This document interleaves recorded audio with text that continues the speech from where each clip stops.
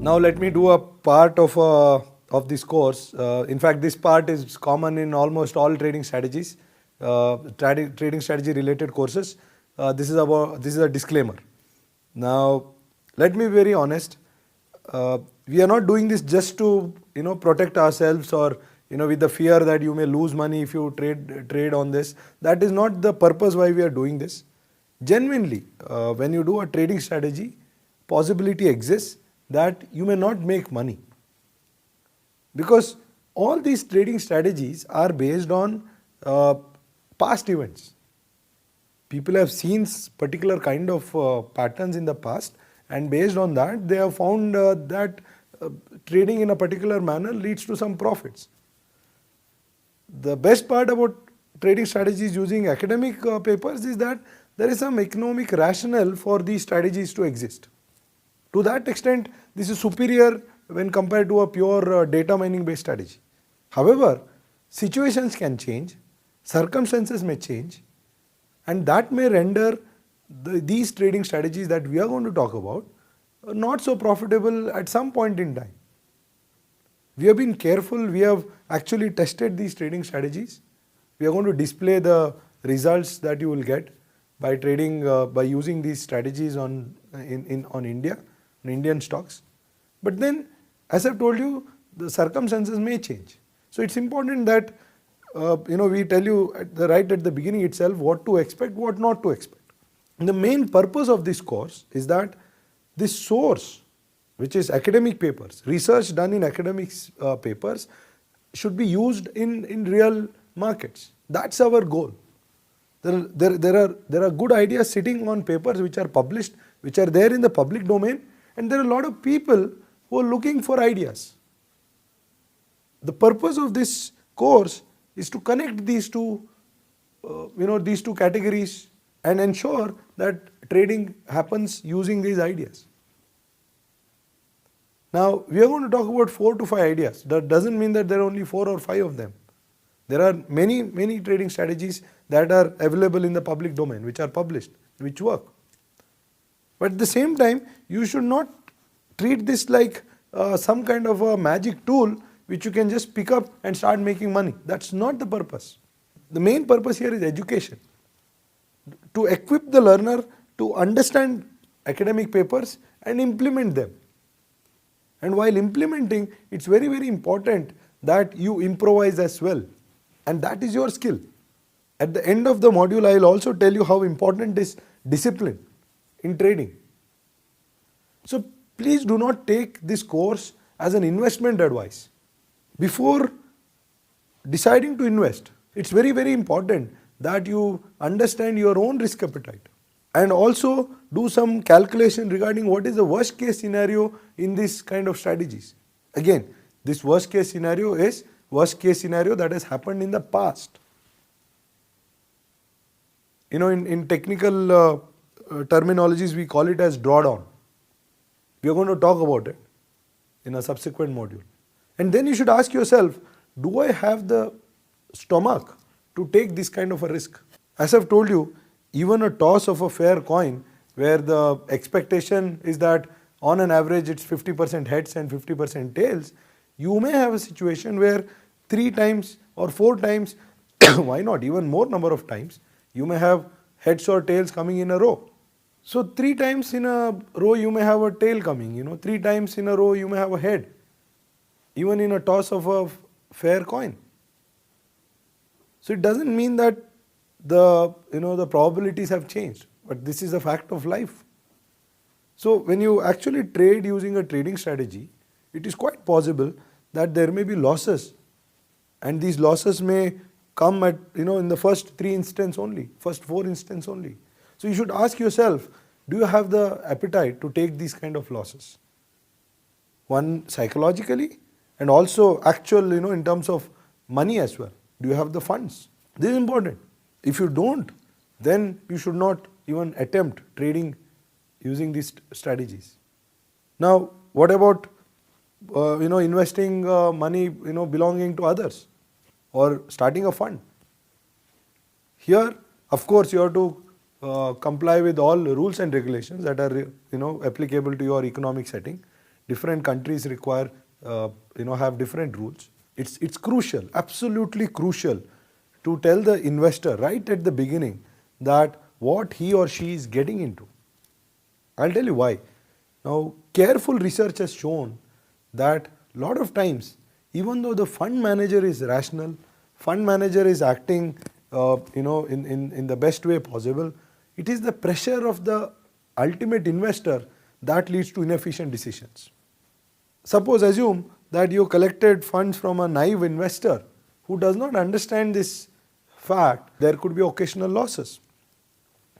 And the investor invests, and you start with the net asset value goes down. Now, this investor, being a naive investor, would not have anticipated this.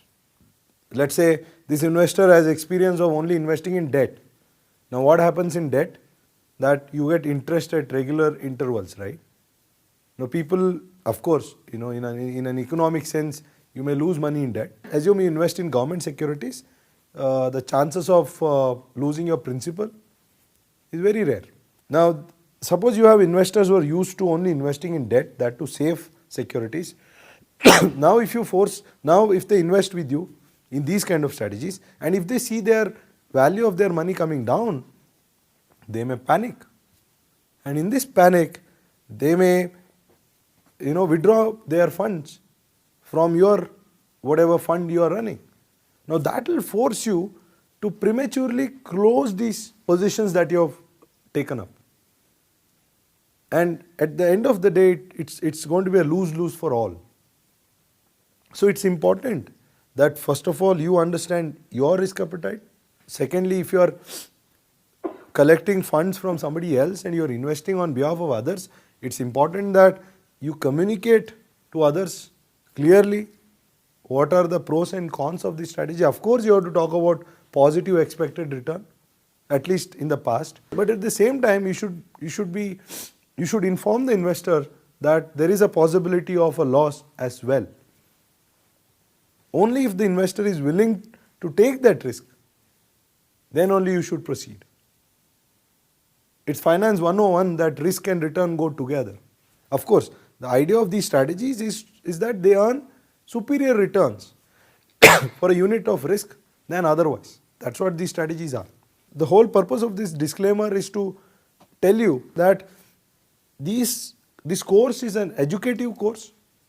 The idea is that you know about the source of trading strategies and start implementing them. We are not here to assure you a particular rate of return. Please do not take this course that way. Treat this as a learning exercise and practice yourself. Experiment with some kind of a simulated investment strategies at the beginning and then start trading.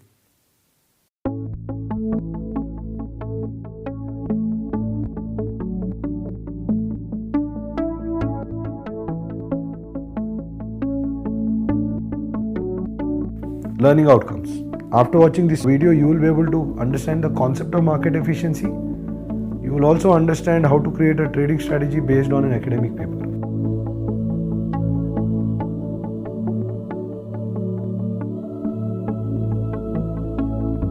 Hi friends, my name is Prasanna Tantri. I am a Senior Associate Director with the Center for Analytical Finance at Indian School of Business. I'll be taking you through this module on trading strategies. I'm sure you have looked at accounting, basic introduction to accounting and markets, the module before this. If not, I strongly encourage you to browse through the module.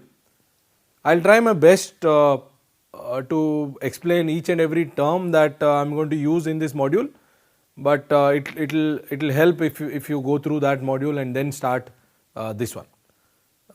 You can do it independently as well, as I've told you that I'm going to explain all the terms, but I advise that you do the earlier one and then come to this. Now, what are we going to do in this module?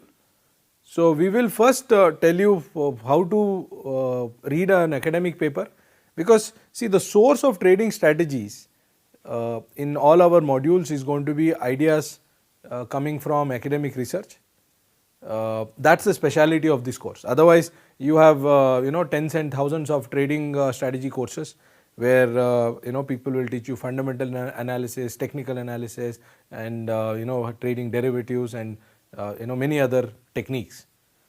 The unique feature of this module is that all our trading strategies emanate from rigorous academic research.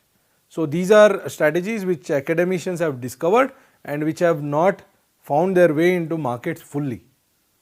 So that's the kind of strategies that we are going to talk about in this module. So it requires some amount of background. I am going to tell you how to read an academic paper in some time. Before that, there are some concepts that one has to be clear about.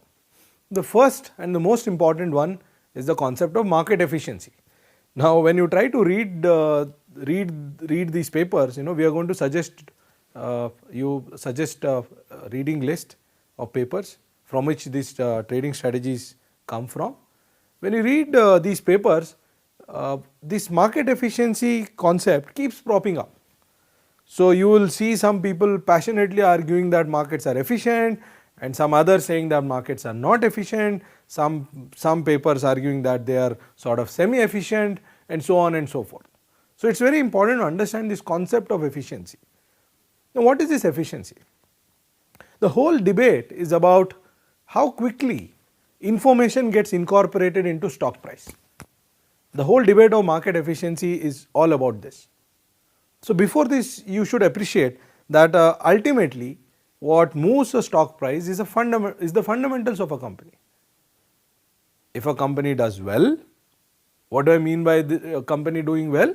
It makes a lot of profits, it invests more, it grows. Again, investing more per se is not a sign of prosperity. I'll talk about it when I talk about a trading strategy. But a company which makes more sales, which makes more profits, is generally considered a good company. It's considered a positive sign, and such a company's stock price moves up.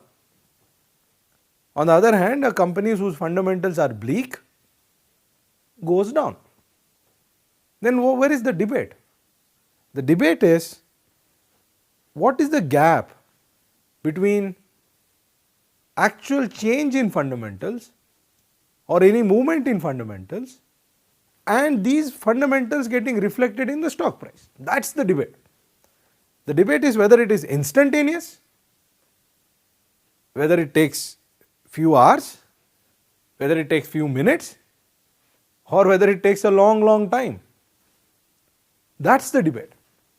The market efficiency camp argues that stock prices reflect information instantaneously. On the other hand, those who claim that markets are not efficient, they do not say that it never reflects, stock price never reflects fundamental information. That's not the argument. Their argument is it takes time.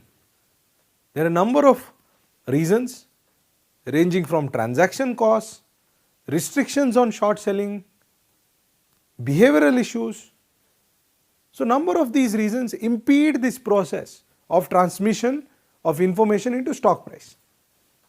So that is what the other camp argues. Now, from a trading point of view, if markets are actually fully efficient in its true sense, then you can just switch off this module and then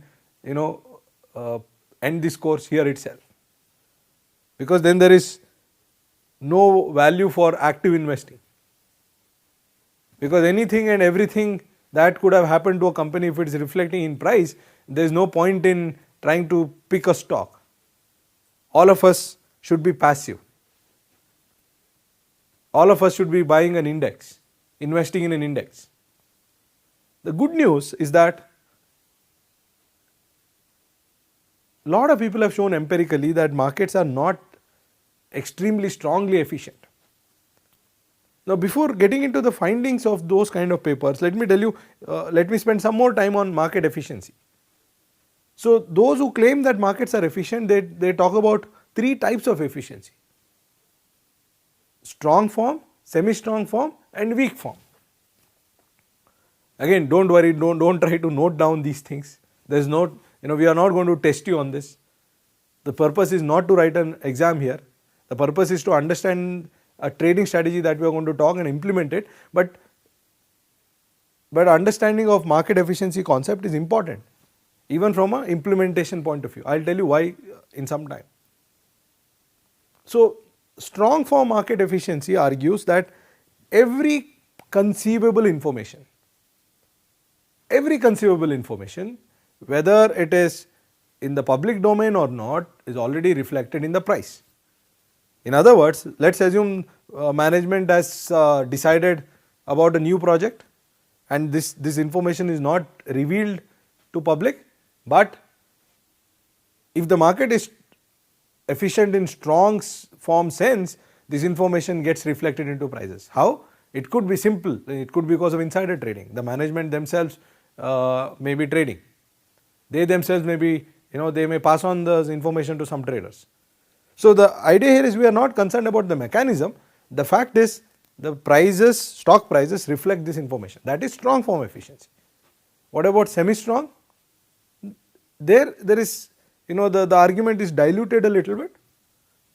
Here the contention is that all publicly available information get immediately reflected in stock price. In other words, suppose think of your announcement of results.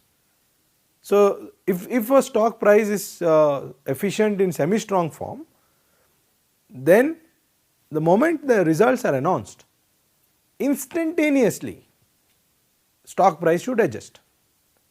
What does it mean? If the earnings are good, the stock price should go up, and if the earnings are bad, stock price should fall. This is semi-strong form. Now, there is weak form efficiency. The weak form efficiency is all past information is already priced in. The weak form efficiency is a further diluted form. It concedes that it may take some time for current information to feed into market prices, but all past information is already there in the price. That means you can't just look at shapes of stock prices and try to make money. You can't just make money using graphs and of past prices or old stale information. So, weak form efficient, semi-strong form efficient and strong form efficient. This is the argument of market efficiency. Now, as I have told you before, if the market is efficient in the strong form sense, then there is no point in taking this course, because if every publicly, privately, every kind of information is incorporated into stock price, then there is no hope of trading and making money. What about semi-strong and weak? Now, semi-strong also, if the market instantaneously adjusts stock prices, then also you don't have much much leverage. You can't, there is little scope for making money. But weak form efficiency we can live with, because the trading strategies that we are going to use here do not require too much of historical information. All that we need is that information comes in and the market does not price that it instantly. If the past information is priced in fully, that is fine for us.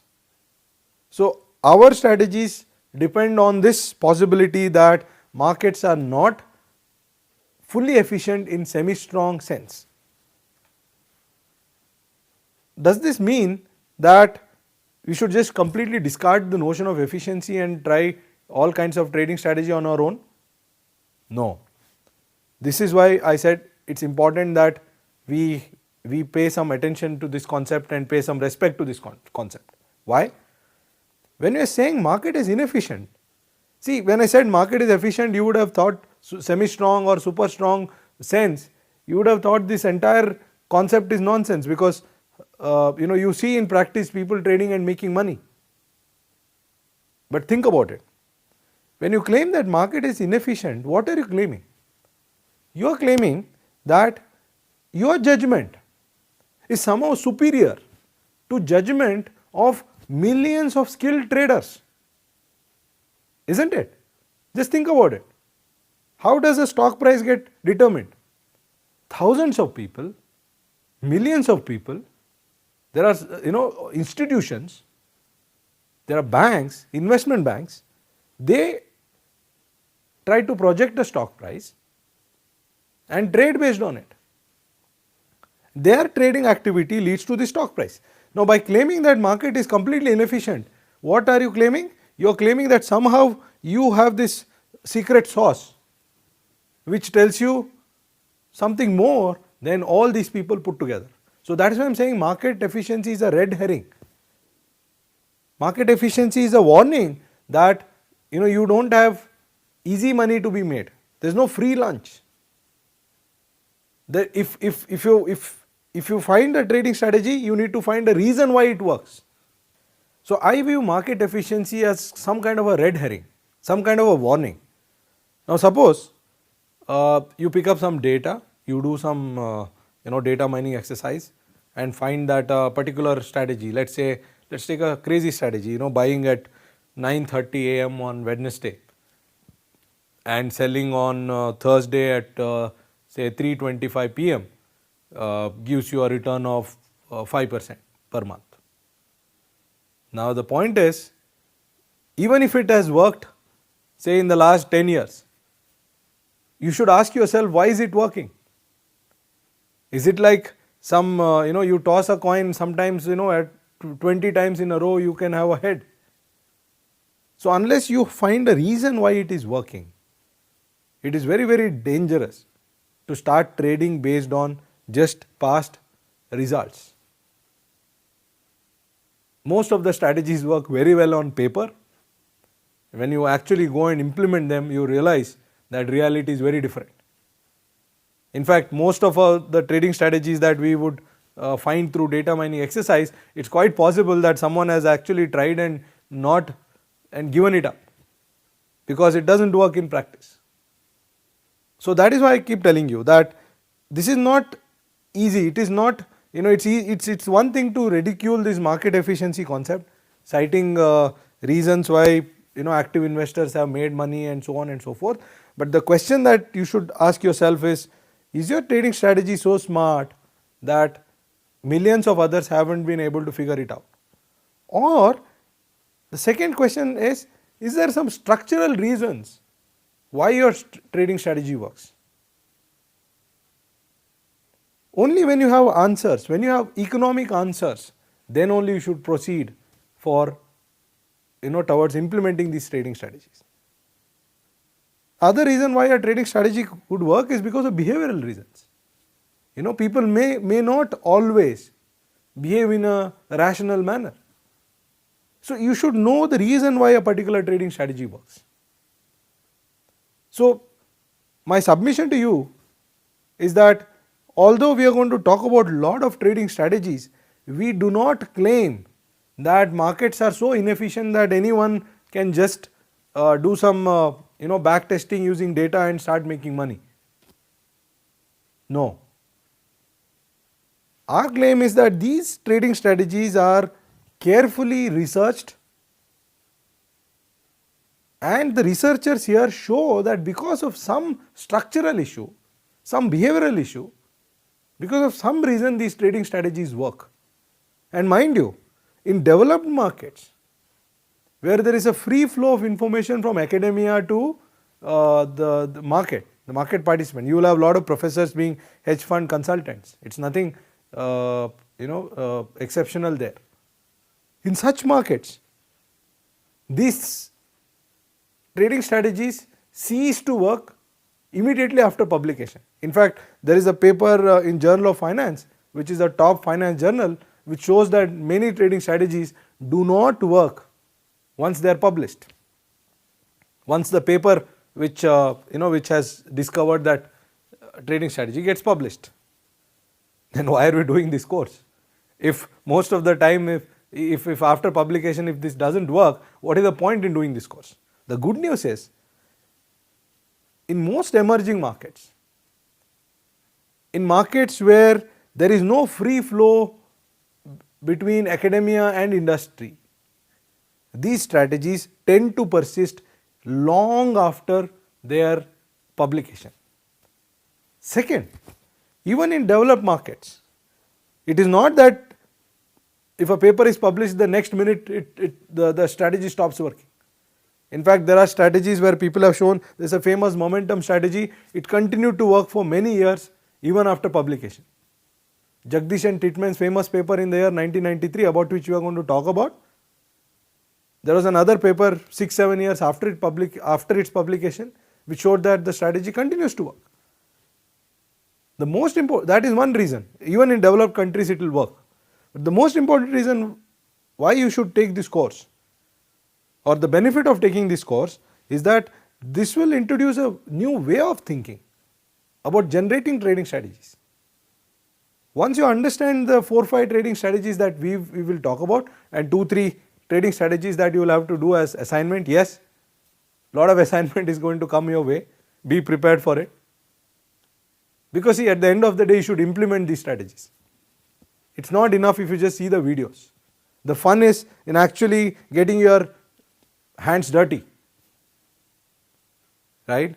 So once you do these strategies, once you go through these strategies, you are expected, at least we expect you to develop a kind of thinking that is required to develop new strategies. That's going to be the biggest takeaway from this course. So what are we going to do? We will start with now how to read an academic paper. We will start with the value investing strategy, which is based on algorithm of Joseph Petrosky. We will, on that strategy we will spend a lot of time, because this is about value investing, and then progressively we will do more strategies, but the amount of time we are going to spend on each strategy is going to progressively reduce. The point being, now that you are accustomed to read a paper, you should be able to grasp quickly. So that's what we are going to do next.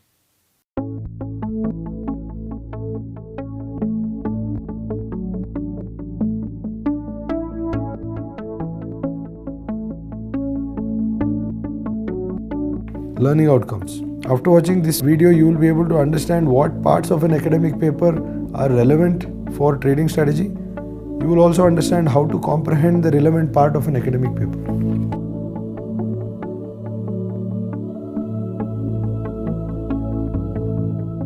Welcome to this module on trading strategies.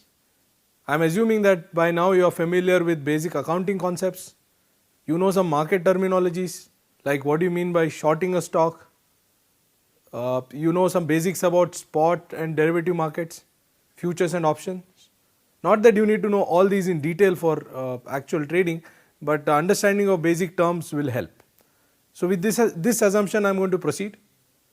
Now we are going to start now with how to read an academic paper.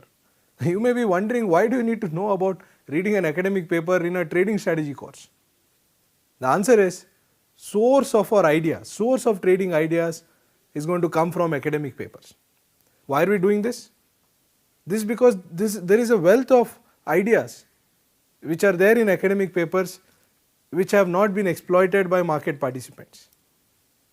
People do value investing, people do growth investing, people do technical analysis, people do nowadays text mining, lot of things.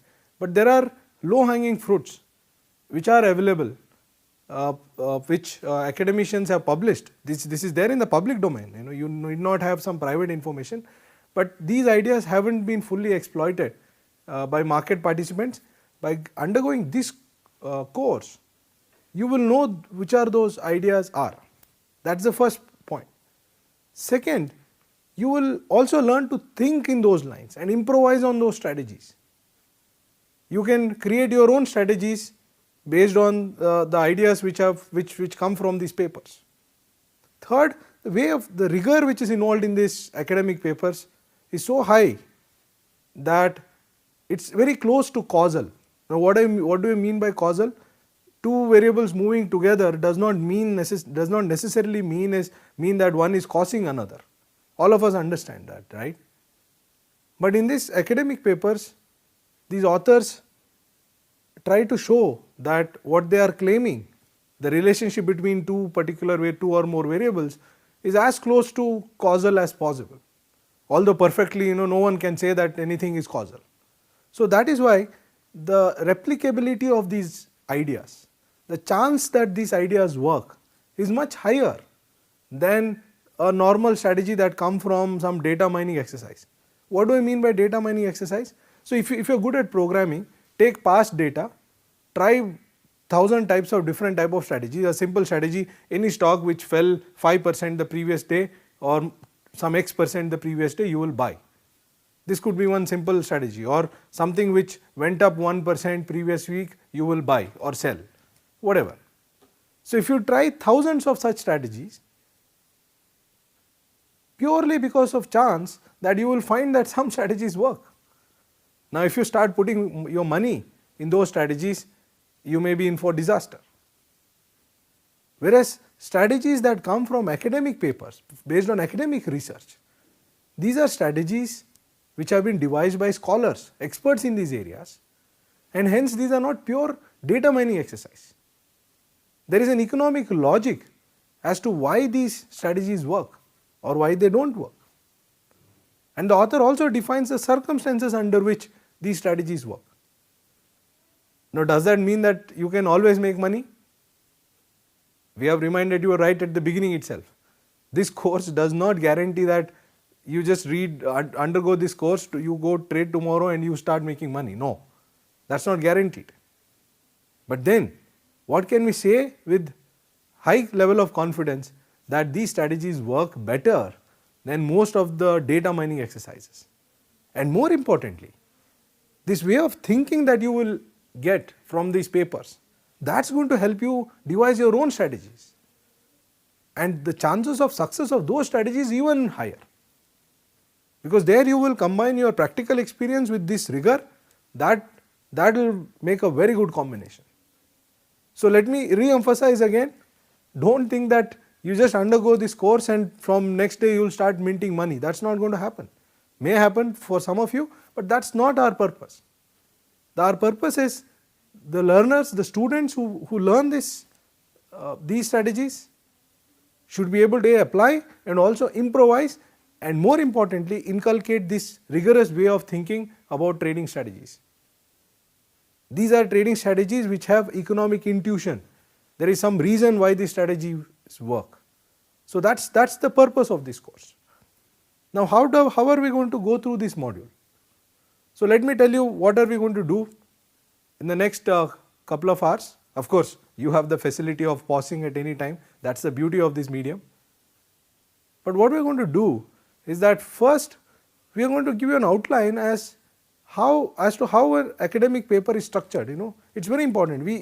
There are large number of strategies available out there in the public domain. So obviously in this limited time I won't be able to cover all strategies, or I'll be able to cover very few of them. But then I will point out sources where you can read about more strategies. Now one major challenge that is going to come here is that all these papers tend to be highly technical. What do I mean by technical? These papers are written with scholarly audience in mind. These papers are not written for general audience.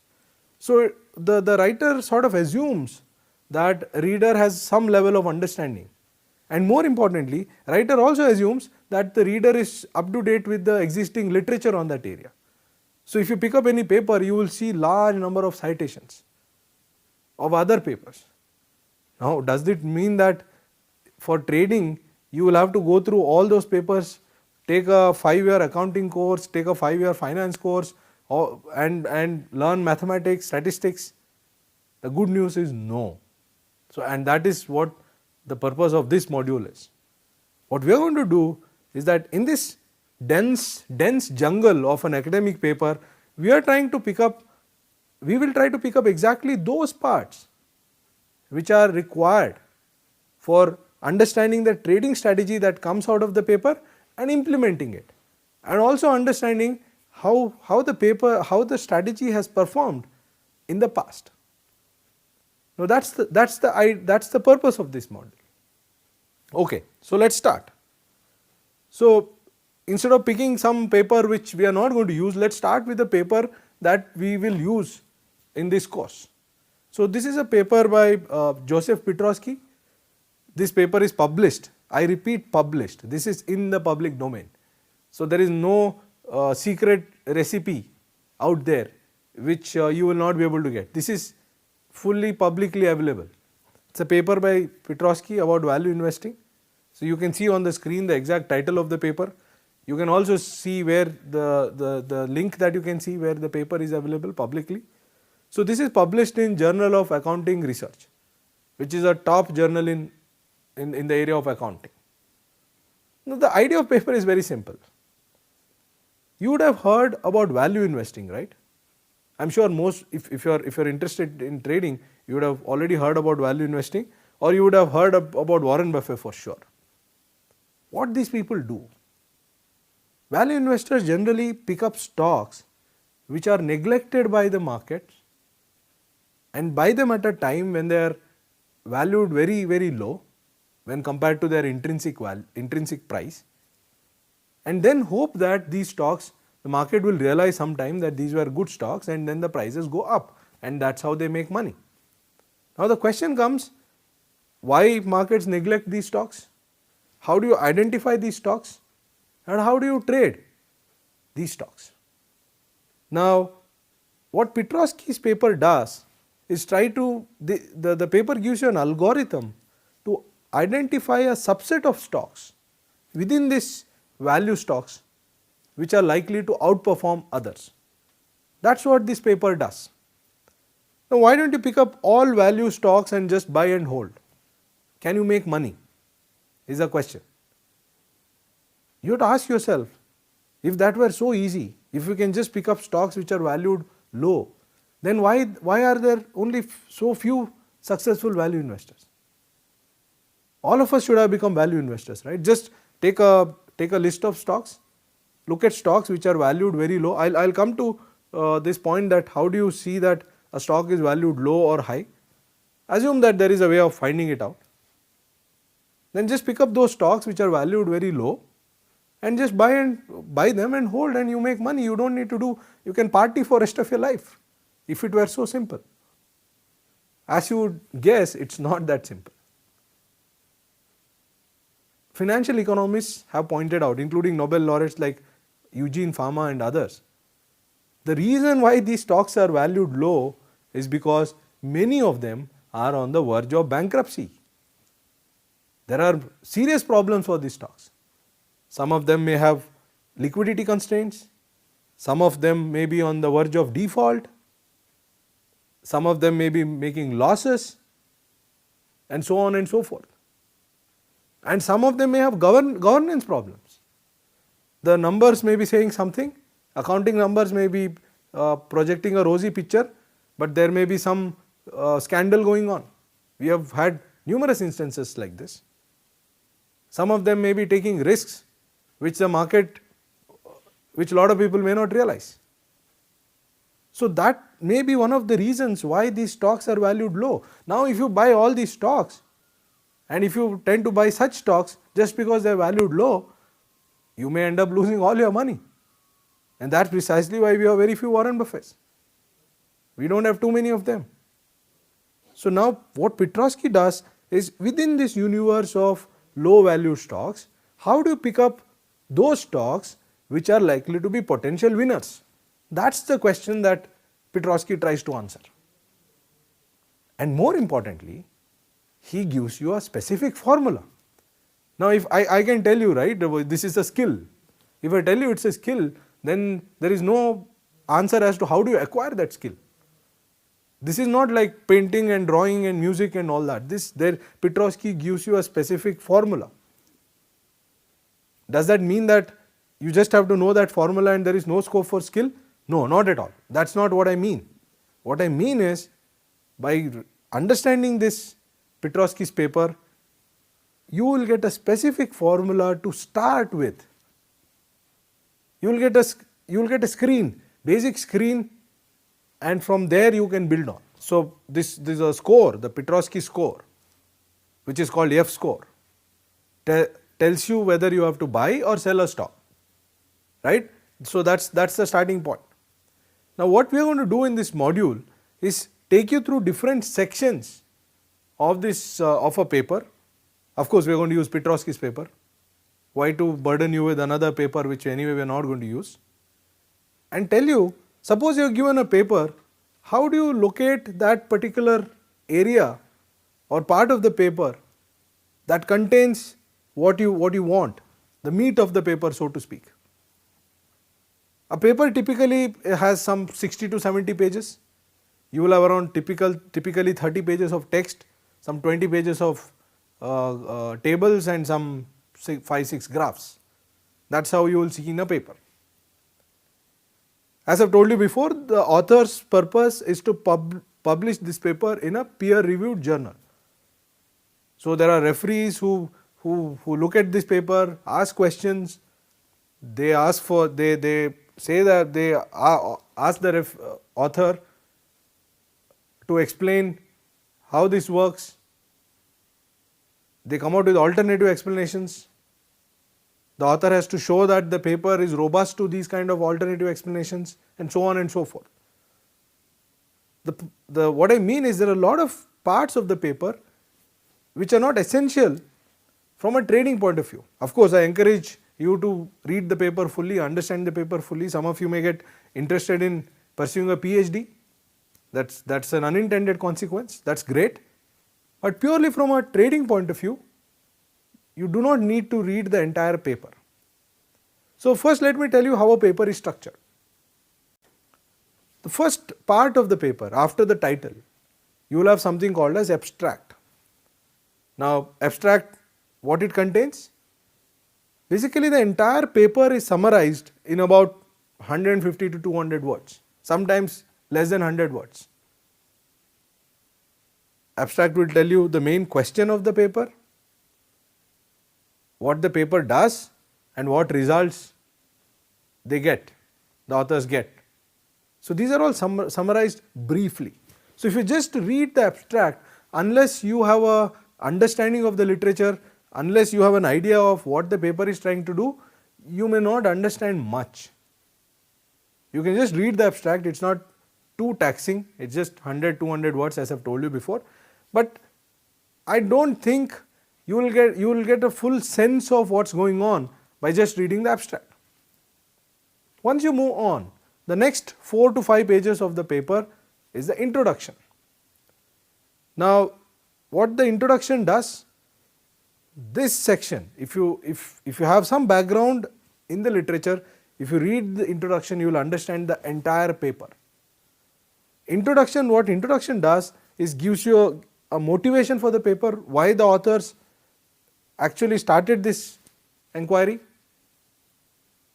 what is the background, what has happened in the past, and how authors contribute to the literature, and of course their main results.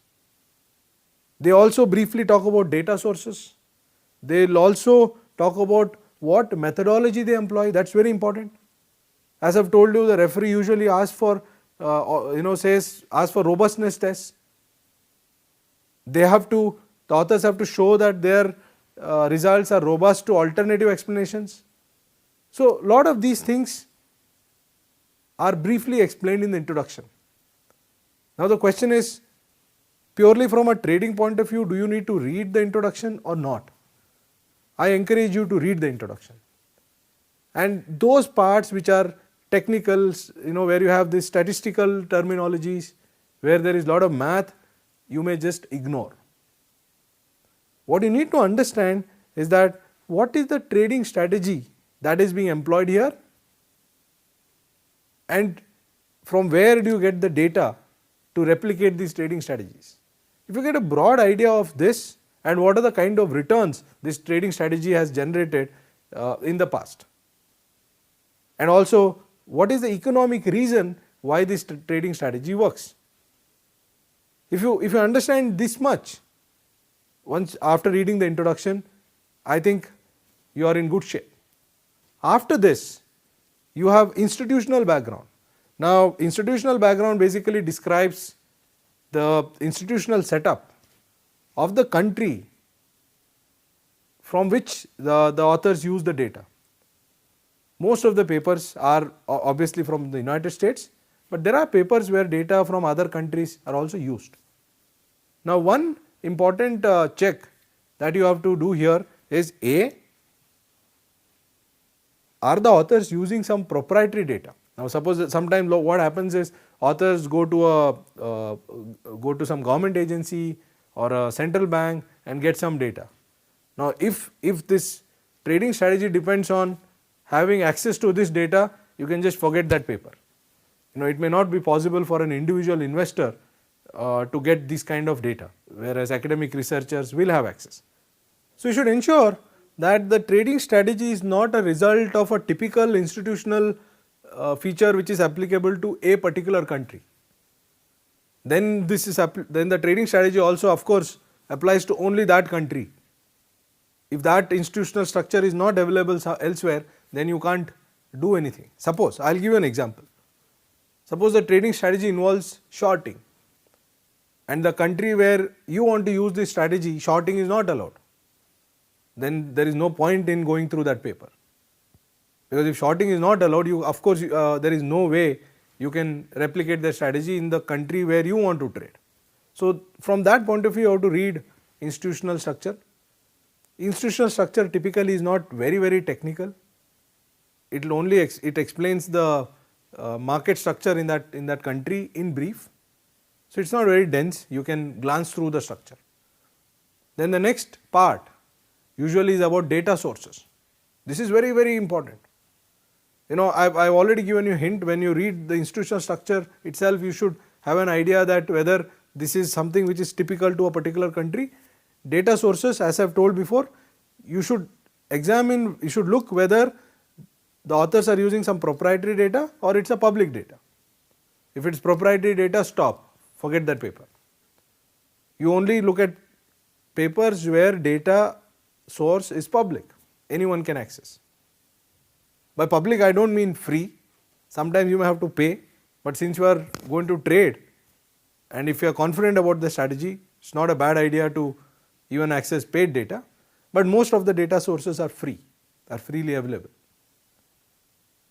Once you understand the data source, the author also describes how he arranges data, how he or she organizes data, all that you can have a look at and understand. Then the next part is the most important part. Once you get used to reading papers, you can actually start from there. If you actually understand the abstract fully, you can just get into this next part that I am going to describe. This is about trading algorithm. Now that is why we are interested in the paper. From a trading point of view, our interest is more in this algorithm rather than the knowledge that is coming from the paper. Of course, we are interested in knowledge, but the primary interest is this algorithm. This is the meat of the paper that a trader has to understand if you have to implement. So what does this section do? Here the author describes the exact formula that he uses for trading. So here a prospective trader should go through this line by line, word by word, understand this fully. What do you mean by understand this fully? You should be able to generate this data and generate this, code this formula using whatever software that you are comfortable with and come out with the output that the author comes out with. In other words, you should be able to replicate the formula. That is the level of comfort that one should have. Now how do you get it? So what we will do in this course is that for some papers, we will take you through these formulae in detail, step by step.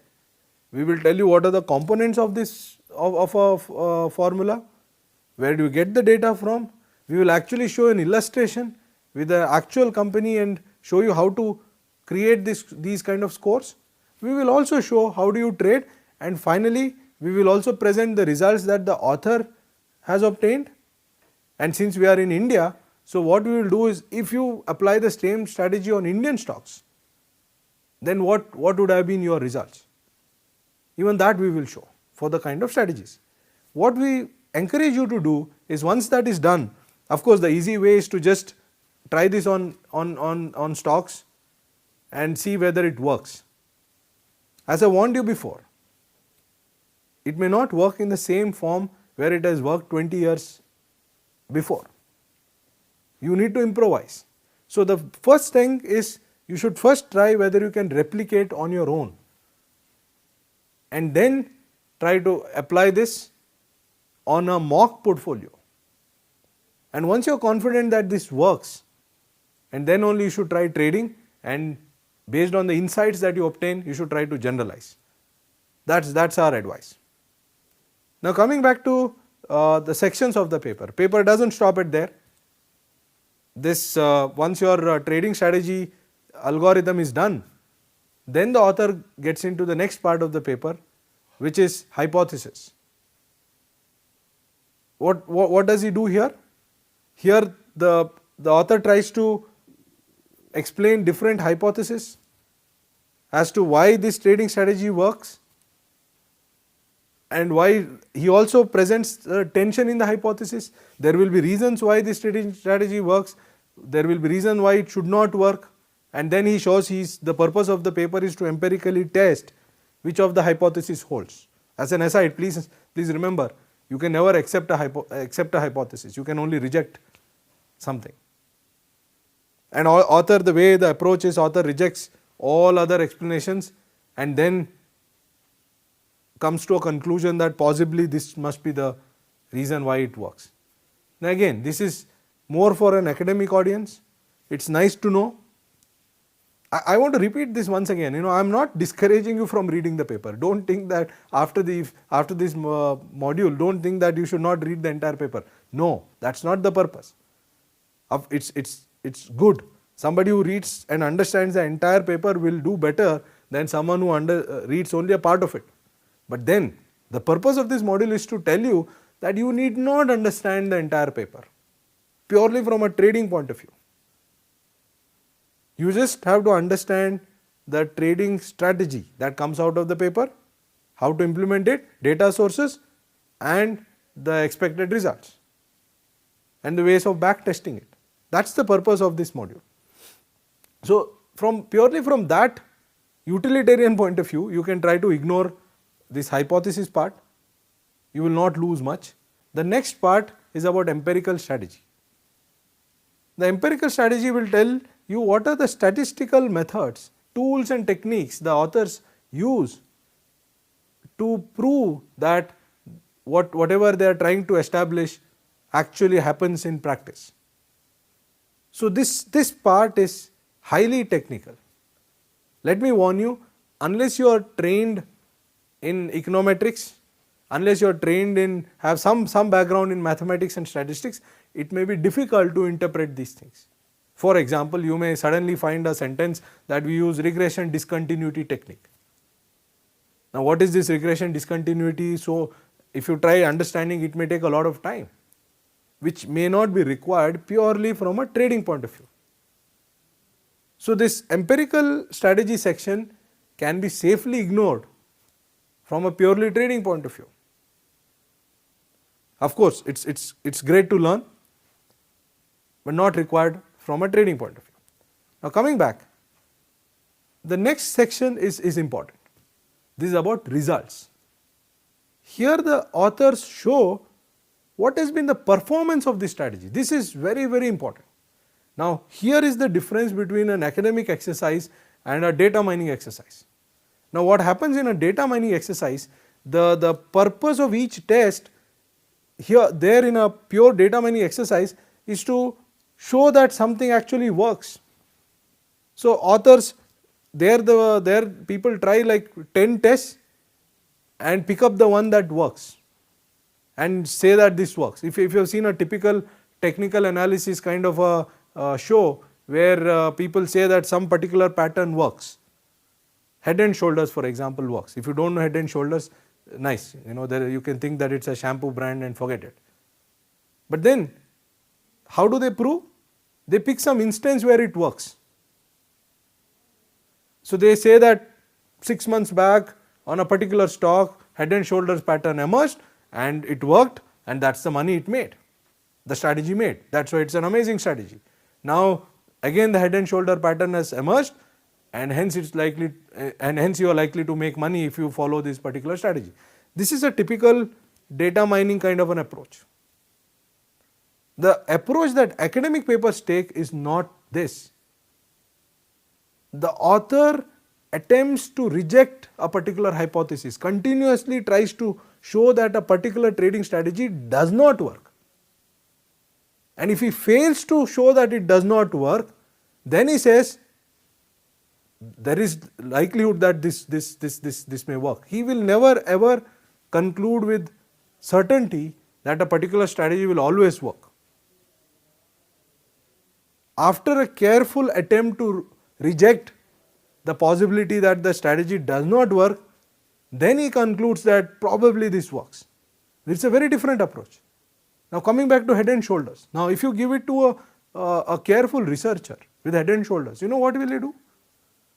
He will take data of 20 years or whatever 30, 40, 50 years the data is available for.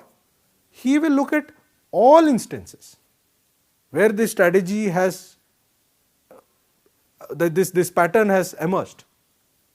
He will look at all, this is very important. He will not pick and choose, sometime this worked, 20 years back, this strategy, this shape emerged and it worked. He will not do that.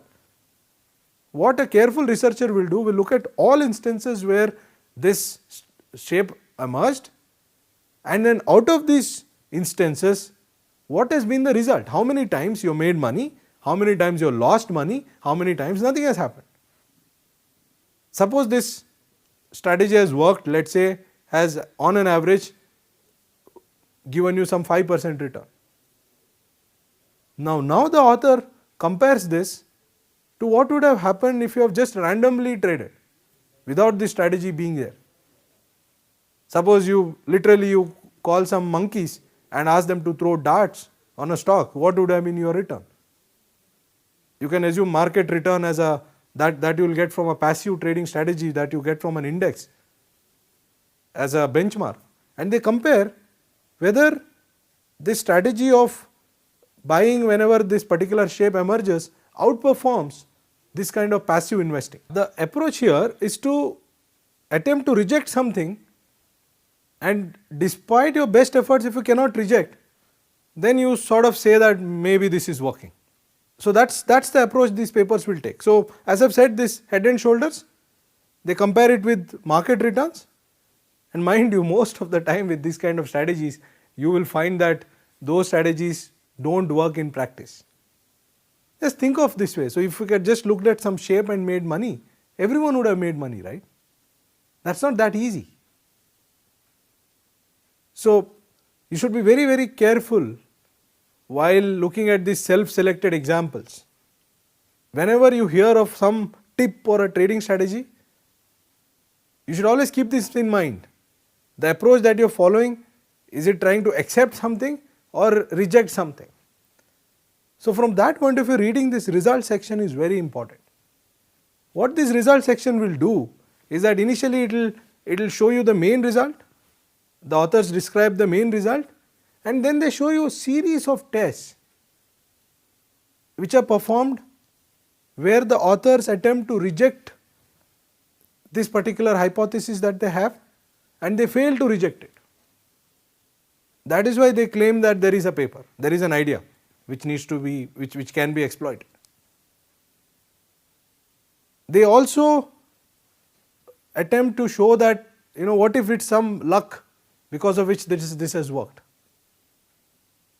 They perform tests to sort of disprove that. And these are called robustness tests. Now what are these robustness tests? Let me give you some examples. It's quite possible that out of a 20-year period, you had a 1 or 2 year period which was extraordinary. Let's take financial crisis. You have a strategy where you short banks or any financial institution, and you choose a sample period between, let's say, 2005 and 2015 or 2012. And you find that a strategy has worked on an average, and it has given you annualized, say, 20% return. Amazing. But then it's quite possible that all your returns are concentrated between 2007 and 2009 or 2008. What does this mean? That means that this strategy has worked only during financial crisis. Now, if financial crisis is going to persist forever, then it's fine. But during normal times, it may not work. And more importantly, when the economy booms, this may go the other way. That's more important. Suppose you have a strategy of going short on value stocks or distressed stocks. When the economy is in a bad shape or when it is entering a crisis, entering a recession, this strategy may do very well. But when the recovery starts, these are the very stocks which fell 90%, 95% during a crisis may recover like 3 times, 4 times in no time. Remember those who have shorted Citi at very low levels. They would have lost their shirts when the stock recovered. So, an average result over 20 years will not tell you all these things. So, the subsequent tests which authors perform, they try to control for all these possible explanations. So, in technical terms, they have time fixed effects which basically control for impact of time. In other words, they are trying to show that by employing these, they are trying to show that these results are not driven by a particular period, particular year, particular month. Then they also show that these are not driven by few stocks. It's quite possible that your portfolio consists of 100 stocks, but 2 or 3 of them suddenly moved abnormally because of some reason, and your entire portfolio makes positive return because of them. Now, this is not a replicable situation because such 2-3 stocks may not exist next time. Please understand, our purpose is not just understanding the paper, our purpose is to see whether we can utilize the strategy elsewhere. So, they use these kind of fixed effects like at firm level to rule out that this is not driven by a particular firm or a particular group of firms. What they also do is that they subdivide the sample as a further robustness. They divide it into some smaller time intervals, and they show that the strategy works in each time interval. More importantly, each time interval the economic situation may be very different. They also show that this is not an impact of some alternative explanation, something else going on which caused this. So, all these tests are designed to rule out these kind of alternative explanations which could have caused these results and hence made these results not replicable in another situation. So, from that point of view, at least the first paper that you are going to read, try to see at least the purpose of these tables. You may not understand exactly what the underlying econometrics is, but at least before this result section, each subsection in that section, the author in the first 3-4 lines, author clearly mentions why this particular test is done. If you understand that and the fact that the paper is published, has gone through peer review process, you can be reasonably sure that very, very low hanging kind of objections the authors would have taken care of. Does this mean that the paper is perfect? Does this mean that there is no other alternative explanation possible? Does this mean that the strategy always works? No, I have told you right at the beginning. We are not giving you lollipops here, a low hanging fruit you just pick up and you start making money from tomorrow. That's not what is going to happen. But then I can tell you with lot of confidence that the rigor that these papers have is unmatched. This is far, far more reliable and replicable than a result of a pure data mining exercise. So, once you go through this result section, so how much attention you have to pay? Now, let's recap a bit. I told you there is an abstract, there is an introduction, then you have institutional background, then you have data, then you have algorithm, trading algorithm, then you have empirical strategy, then you have results, and finally there is conclusion. Now, before going to conclusion, in some papers you will also have a theory section. Now, from a trading point of view, you can just ignore it completely. Now, it's a very important part. I am not trying to belittle that section. Basically, here the authors try to show that how their paper contributes to the existing theory of in economics, corporate finance, accounting, whichever area that paper deals with, but purely from a trading point of view, it's not required. Now, is it totally useless to understand theory? No, not at all. But the point is, this section is extremely dense, highly mathematical. You will have theorems, you will have proofs. So, if you have a liking for these things, please go ahead. A positive side effect of understanding this section is that this will help you to improvise. Understanding theory will help you to improvise, but then if you do not understand, it is fine, you can still implement the strategy as it is. So, now coming back to the last part of the paper, you will have conclusion. So, conclusion, here again authors summarize their results and show that how their results contribute to the literature, what improvements can be done. Now, that is also, some of the papers give you some clues as to what further work can be done. You may just start from there. If it is a recent paper, you can be assured that nobody would have done that also. So, you can from that point of view, this conclusion is important. It is typically 1.5 pages, sometimes less than that, and with that the paper ends. Then you have citations and then you have tables. Now, when you read, one thing that I forgot to tell you, when you read a data section, as you read the data section, also see the relevant table. First 2-3 tables will summarize data sources, variable definitions and all that. So, read them in parallel. Also, when you read the result section, try to read, because the way the paper is organized is first 30 pages, as I have told you, first 30 pages of text, 25-30 pages of text, citations 3-4 pages, then tables. So, text corresponding to a table and the table are separated, they are not put together. So, when you read a particular section on results, when a particular result, I strongly encourage you to also look at tables simultaneously.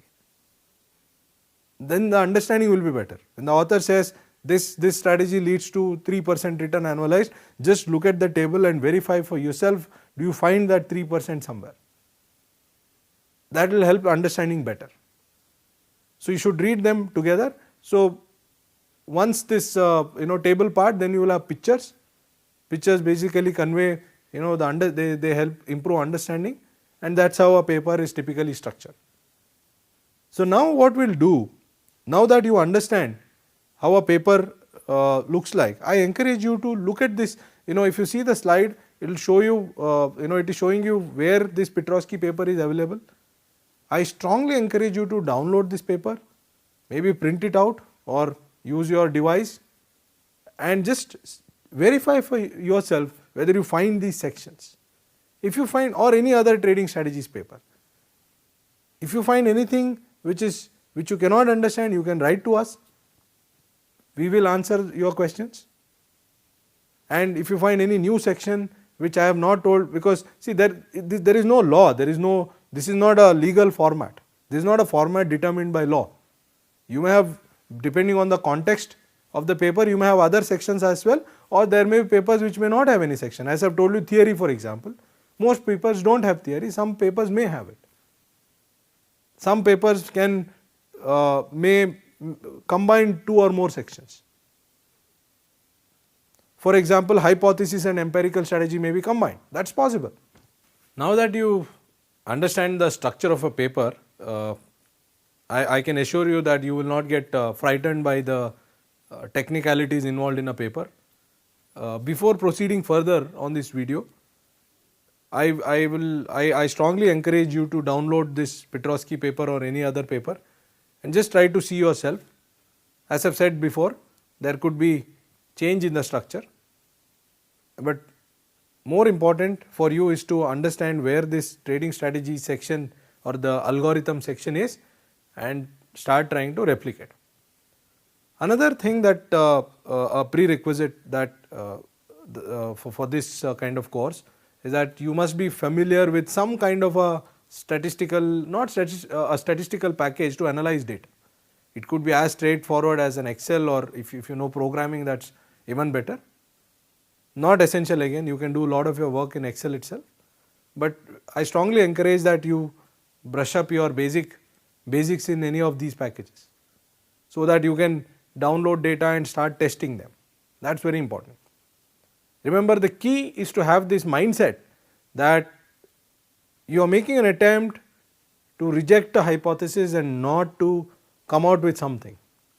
Because ultimately you are going to put your hard earned money, yours or your investors, into these strategies. So it's no fun in getting high results on paper, and when you actually go and practice, finding something else. And that's possible if the testing is done in this kind of with this attitude to find some results. You should always try to reject it, and I'm confident that on an average you will do well. So with this we will conclude this section on how to read a paper. Now how do we go forward from here? In the next part I will pick up Petrosky's paper and take you through the abstract line by line. Now the purpose of this, of course I can't take you through the entire paper line by line, that itself will be 12 hours or 15 hours, and as I told you, that's not needed also, but abstract I will take you through line by line so that you understand how to read the abstract and what does this paper do. And then from there I am going to jump straight away into the algorithm section and tell you exactly how Petrosky score works. Once you know scoring, what I will do is I will explain how do you actually trade. I will also explain what are the kind of results that Petrosky has obtained, and then I will also show you, by taking up real example of a particular company from India, that how do you get these scores. And you can, in other countries what will happen is, way these items are described in balance sheet, the ordering may be different, but the broad idea should work everywhere. So that's the plan going forward. So I urge you strongly, I encourage you to just go through this Petrosky paper at least broadly before you start the next part on abstract and also the scoring of strategies.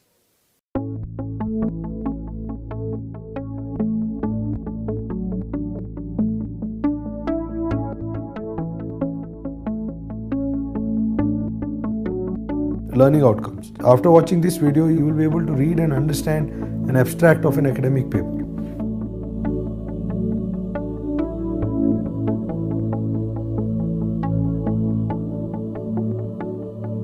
Welcome back. Welcome to this section on reading an academic paper. As I have told you in the previous section, I am going to take you through a paper which is the basis of one of the celebrated trading strategies on value investing. This paper is written by Joseph Petrosky, and the paper is published in Journal of Accounting Research. By the way, Journal of Accounting Research is a top journal in accounting. So this paper is about building trading strategy which based on value investing philosophy. You would have heard about Warren Buffett and many other investors who practice value investing. What this paper does is that it creates a formula for value investing. You look at a bunch of variables in a financial statement of a company. Using these variables, you create a number, and this number is called F score, and using this F score, you develop a trading strategy. That's the broad idea of this paper. As I've told you, the purpose of any academic paper is to contribute to knowledge.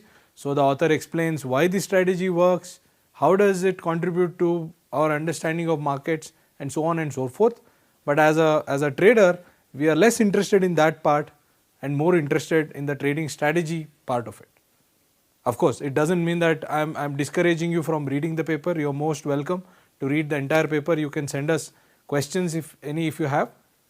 But then the most important part for us is understanding the strategy itself. As I've told you, a paper has many sections.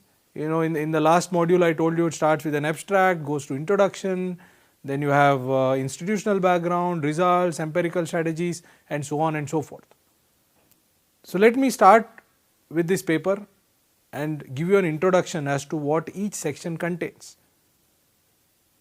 Let me start with abstract. As I have told you before, abstract ranges from 100 to 200 words and summarizes the entire paper in brief. Let us see an example using this paper. See the first sentence of this abstract that you can see on your screen. This paper examines whether a simple accounting based fundamental analysis strategy. Let me stop here. What is this paper examining? Simple accounting based. This is important. This is accounting based. I told you before that you need not have any special proprietary data to implement these strategies. This is simple accounting based information. This is all available in the public domain. You don't need to know anyone. You don't need to know the management. You don't need to have inside information. None of those. All that you require is accounting information. That's a big plus as far as this trading strategy is concerned. The next key word is fundamental analysis. Now, what is this fundamental analysis? Fundamental analysis is understanding a company through its publicly disclosed information. The idea here is that if you analyze company's balance sheet, company's revenue statements, the profit and loss account and disclosures made by the management, you will be able to get insights which are not yet incorporated in price. We have this concept of efficient market which a lot of academicians use, where the idea is every information is instantly priced in. If that is the case, then fundamental analysis is of no use. But people who believe in fundamental analysis think that if you really understand the nitty-gritties of a company through its accounting statements and the statements made by the management, there is money to be made. You will have insights which are not known, you will get insights which are not priced in by the market. What do I mean by this?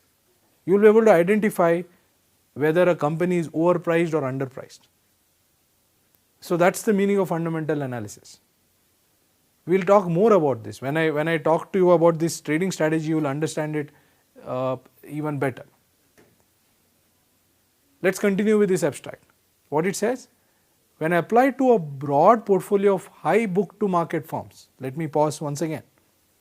When applied to a broad portfolio, so broad portfolio is important.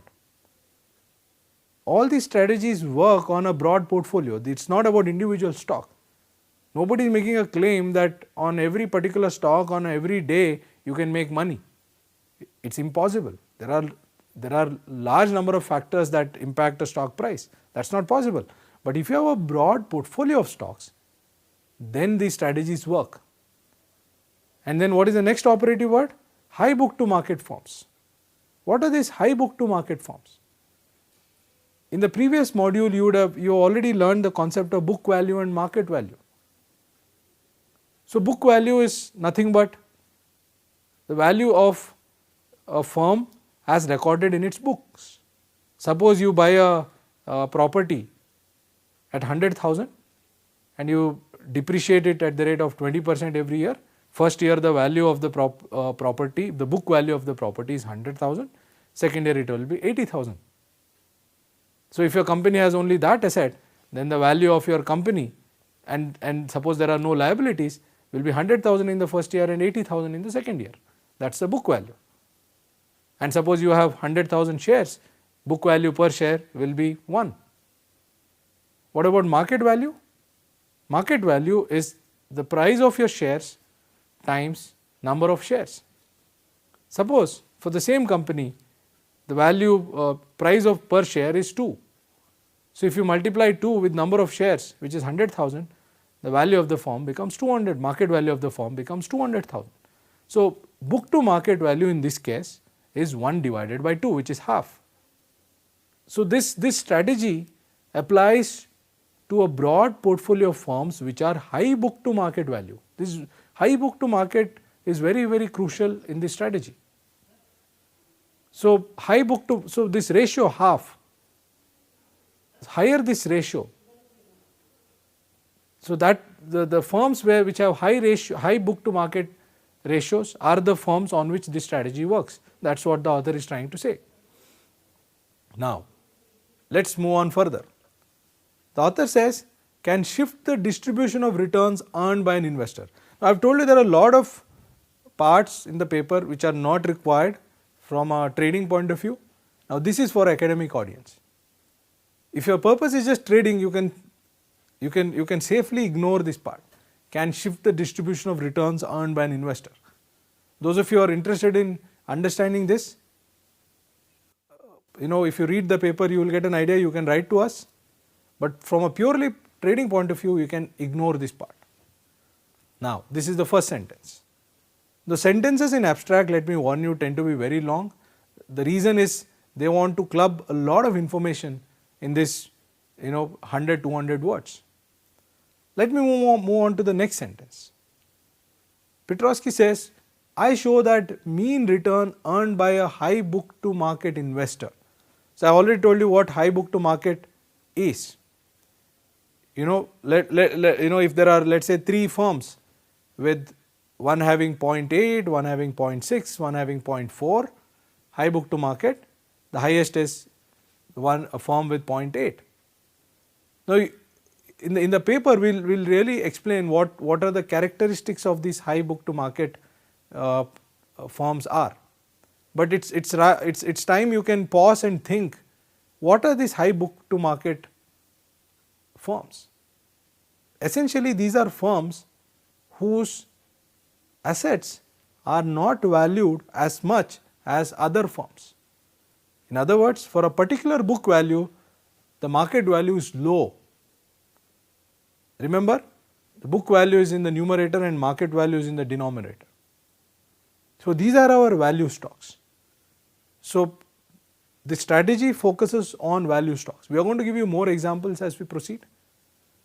So Petrosky says, I show that mean return earned by a high book to market investor can be increased by at least 7.5% annually through the selection of financially strong high BM firms. This is important. Number of people have shown that the strategy of buying high book to market stocks makes money. Value stocks make money.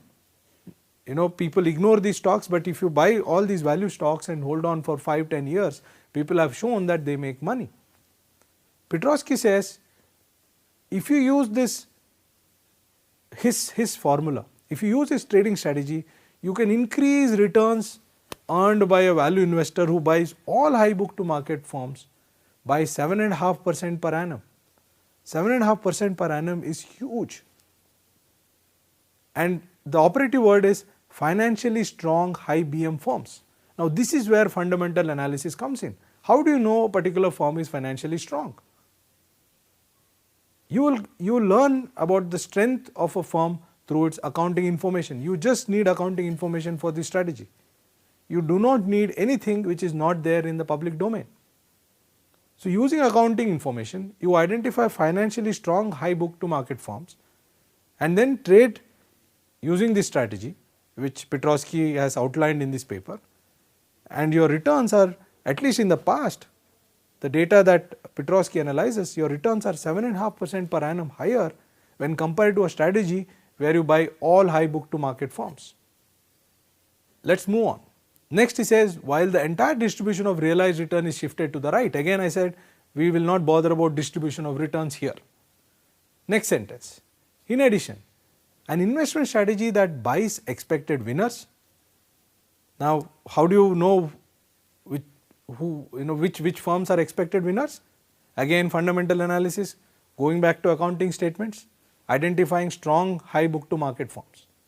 If you do that, you will come out with expected winners and shorts expected losers. So you create a trading strategy where you go long on expected winners and you short expected losers. You are already aware about longs and shorts. Longs is buying, shorts is selling without buying. You borrow a stock and sell it. A previous module has covered shorting in detail. Those of you who have forgotten can refer to that module. So, the trading strategy of Petrosky is look at the accounting statements.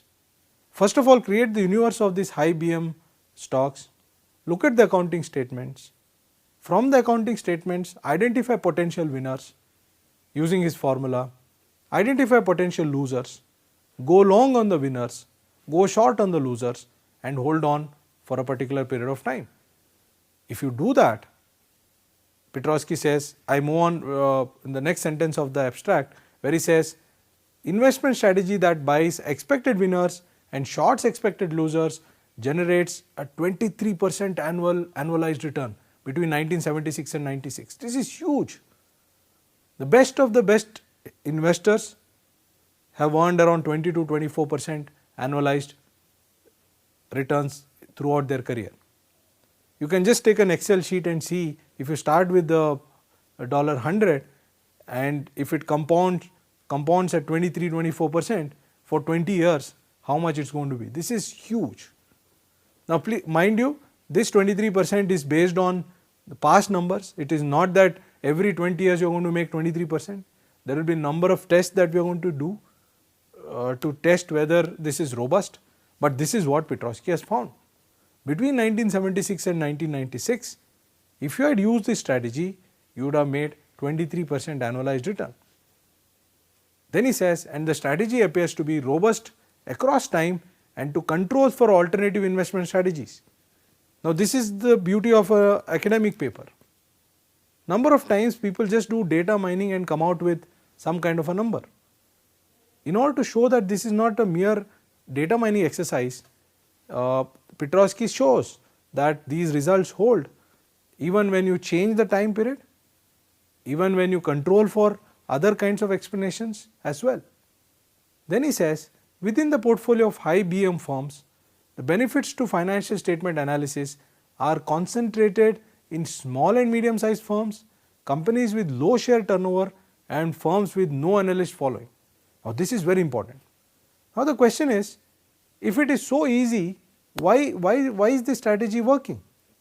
Why are others not implementing these strategies? The next sentence gives a partial answer to this. Most of the money to be made here comes from small stocks, stocks which are not covered by analysts, stocks where the trading is very thin. In other words, these are stocks where smart institutional investors cannot enter that easily. That's one of the reasons why this works. Yet, the superior performance is not dependent on purchasing firms with low share prices. This is also important. It is not that you buy penny stocks, you will have to buy penny stocks for this strategy, because penny stocks are risky. We all know that these stocks which are priced very low, $1 or some cents, they easily lose 90% in no time. So, this strategy, when we say that these are small stocks, it is not small denomination stocks. These are small firms. These are firms which are not covered by analysts as much.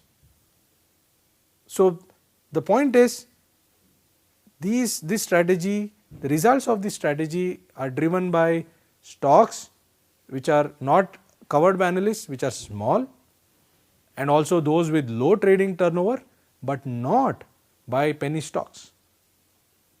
Petrosky further says, a positive relationship between the sign of the initial historical information and both future firm performance and subsequent quarterly earnings announcement reaction suggests that market initially underreacts to the historical information. Now, this is the reason why fundamental analysis works. He gives second reason why it still works. He shows that a positive relationship between sign of the initial historical information and future firm performance. So, it's not just that the stocks which are identified as high strong book to market firms here give only high stock returns. He shows these firms actually perform better, their profits increase, their sales increase, their investments increase, their efficiency increases. So this formula is sort of an advanced indicator of how good the firm is going to be. And the market for some reason does not recognize it beforehand. The market underreacts to this kind of information, and that is why there is a scope for a trading strategy. Finally, Petrosky says, in particular, 1/6 of the annual return difference between ex-ante strong and weak firms is earned over 4 3-day periods surrounding this quarterly earnings announcement. Again, this is not very critical for us. Basically, what he is saying is 1/6 of the annual return difference between strong and weak firms. Mind you, now we have moved on. There are two numbers I told you. One is 7.5%, one is 23%. Now, what is this 7.5%? 7.5% is if you have all high book to market firms, trade all high book to market firms, or trade by trade I mean going long, only those firms identified by Petrosky formula, your returns are likely to be 7.5% higher in the Petrosky subsection when compared to the entire high book to market portfolio. The 23% comes from a strategy where you go long on strong high book to market firms, you go short on weak high book to market firms, and the difference between the two works out to be 23%. Now, what Petrosky is saying, 1/6 of this difference comes in a short interval of few days immediately after quarterly earnings announcement. So, if you want to know where the maximum impact of this strategy is going to be, is immediately after quarterly earnings are announced. So, one needs to be really quick to utilize this strategy, to implement this strategy. Otherwise, you would have lost 1/6 of your return. Overall, finally, Petrosky says, overall the evidence suggests that the market does not fully incorporate historical financial information into prices in a timely manner. Now, this is the important contribution Petrosky makes to the literature. He says markets are not super efficient. They do not instantaneously price in every possible information. There is scope for fundamental analysis. There is scope to understand accounting information in detail.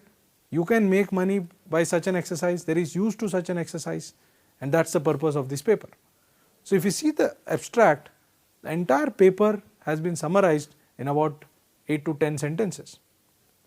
When one reads the abstract, one does not get a complete idea about the trading strategy, but you understand the background, you understand the contribution of this paper, and you also understand roughly what the trading strategy is going to be. So, it is important that we continue reading further and read introduction, get into the algorithm part, and also read the main results. So, in the next part, I will take you through the introduction.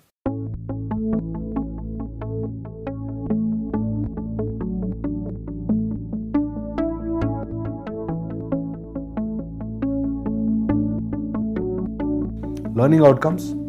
After watching this video, you will be able to understand the construction of Petrosky F-score. You will also understand the economic intuition behind Petrosky F-score.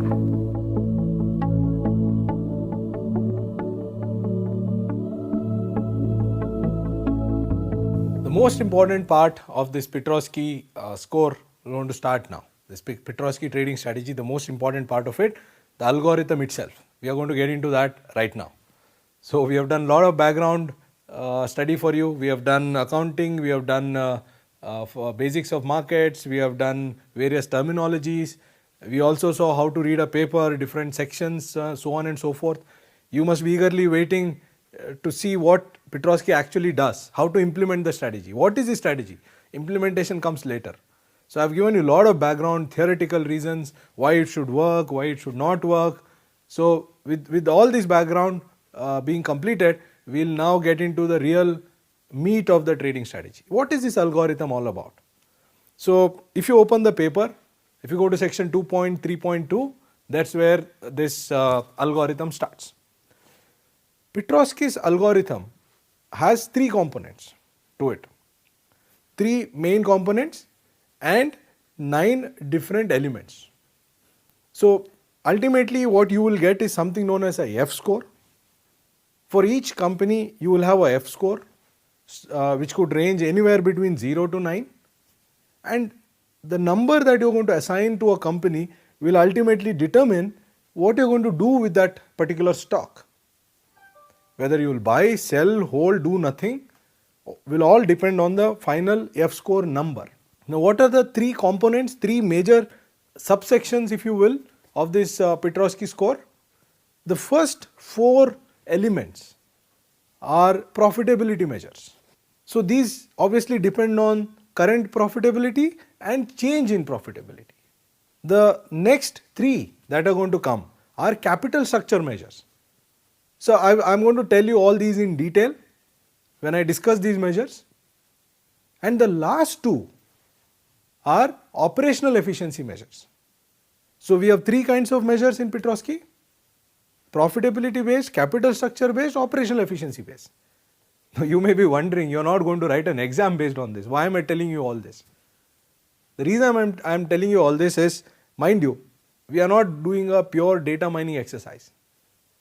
You should know the economic rationale behind these scores so that you can use them with confidence, and also you should be able to adopt, improvise based on circumstances.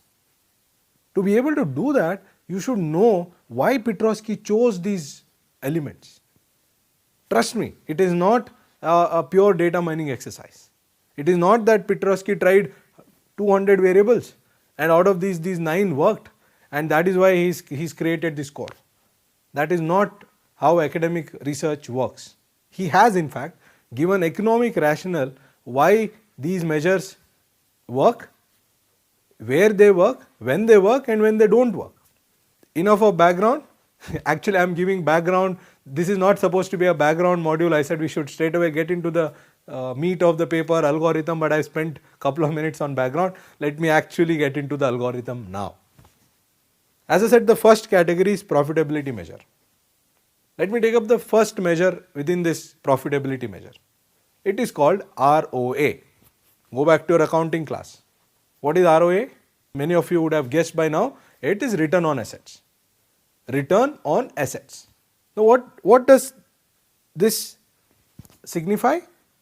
Given a level of assets, how much profits you are making on those assets. As straightforward as this. So, what you have to pick up? You have to get this number, profit after extraordinary items. I'll talk about extraordinary items, and you should get the value of assets, and just divide profit by these assets. You will get this ROA measure of Petrosky. Now, when I said profit, I said this is profit after excluding extraordinary measures. Now, what is this extraordinary items? Think of any business. A business could sell some asset in a year. Let's say a business has disposed of a building, and you will have extraordinary. When you dispose of building, what are you likely to have? Extraordinary cash inflow. It could be income or a loss. Just because you have sold doesn't mean that it's going to create income. If you sell at less than written down value, it could be a loss. But you will agree with me that a particular firm is not in this business of selling its assets. That is not its regular activity. Maybe it's some FMCG firm and it has some real estate somewhere and it sells that real estate. So, the profit or loss that accrues because of such an activity which is not in the ordinary course of business should not be considered when you are going to evaluate the health of the business from a long term point of view. Remember, what are you after? Every time when you construct a score, you should ask yourself, what are you after? You are trying to identify firms which are likely to do better in future among, underline the sentence that's going to come next, among a group of firms which are apparently distressed and valued significantly low by the market. Remember this, I told you at the time of abstract itself, while introducing you the abstract, that the universe of stocks that we are going to look at are those which are high BM firms. These are firms whose market value is relatively low when compared to their book value, or vice versa. Book value is high when compared to their market value.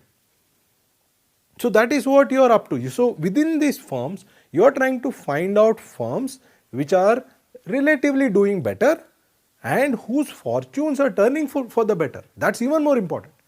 You are trying to identify good firms among bad. So, the first essential requirement is that you are making profits, and this profit should be replicable, it should be sustainable. You should be able to achieve the same profit year after year. Now, if this profit number is driven by some extraordinary item, think of, say you got some big tax write back. You are in some litigation and the case went in your favor and you got lot of tax write back. The government had to refund tax. Now, clearly you are not going to get it every year.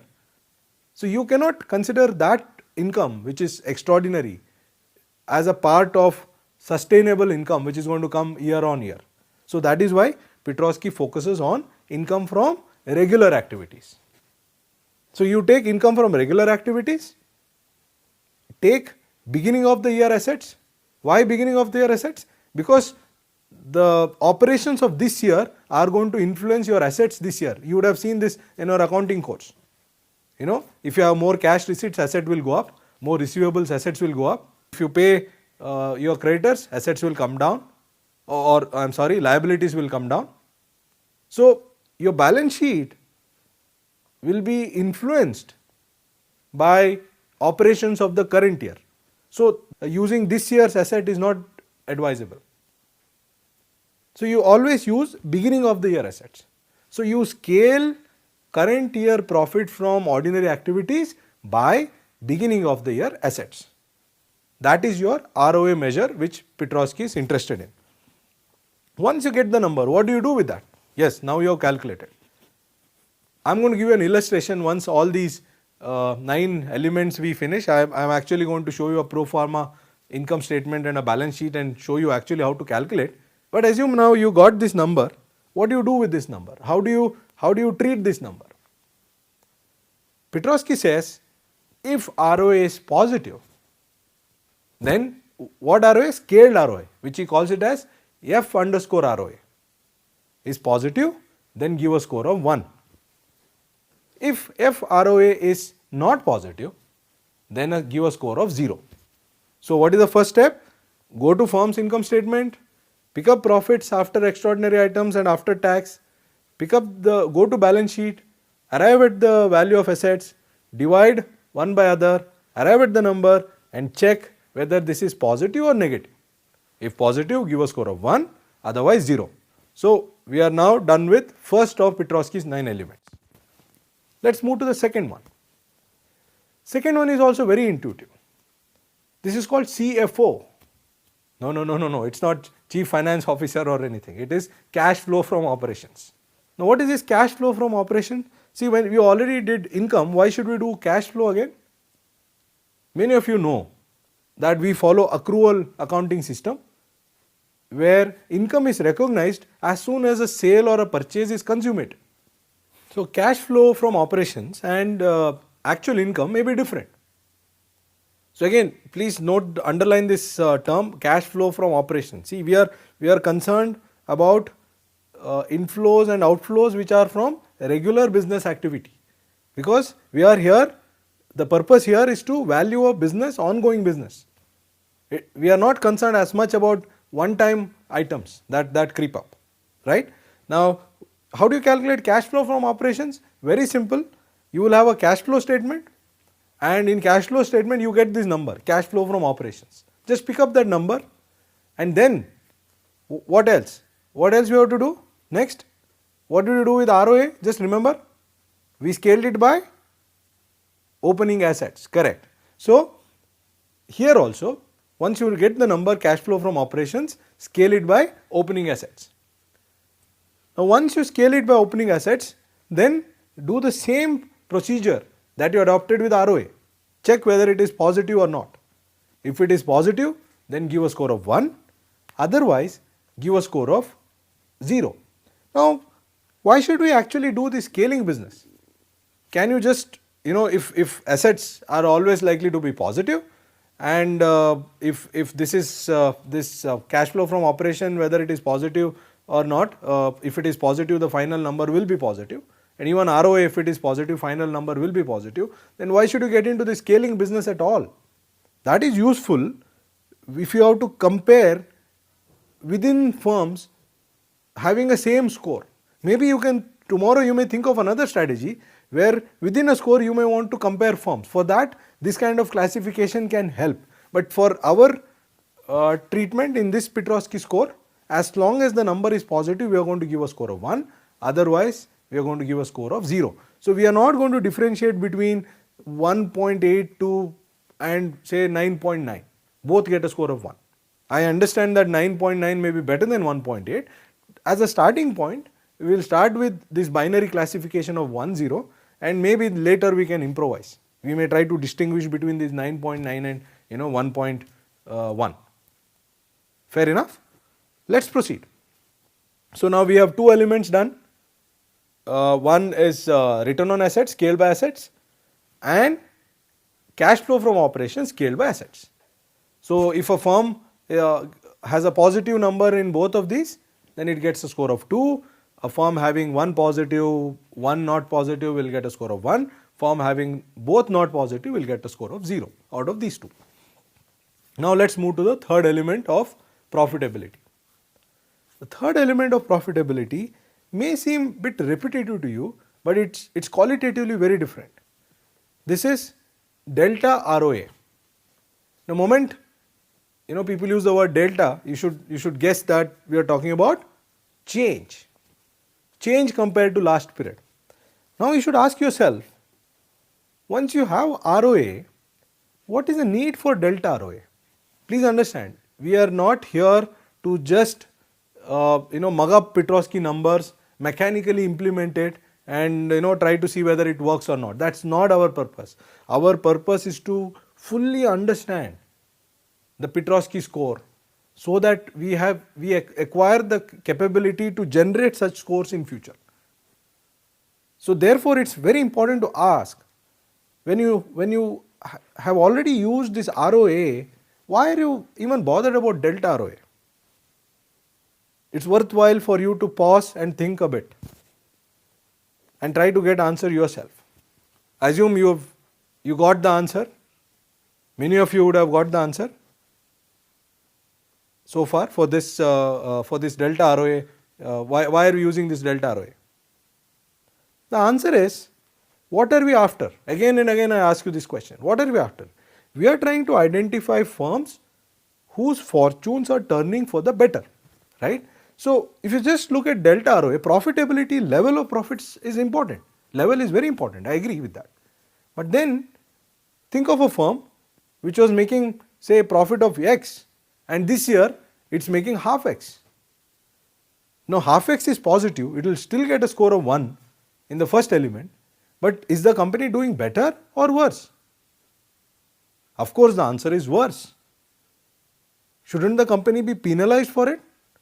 From our trading point of view, should we consider the firm same as a firm whose profit last year was half X and this year it's X?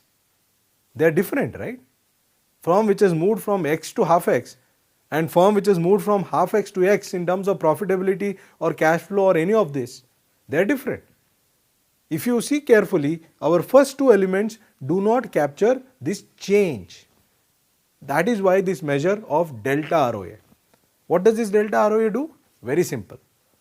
Calculate the ROA measure, scale it by assets for current period. Why am I using the word period? Why not year?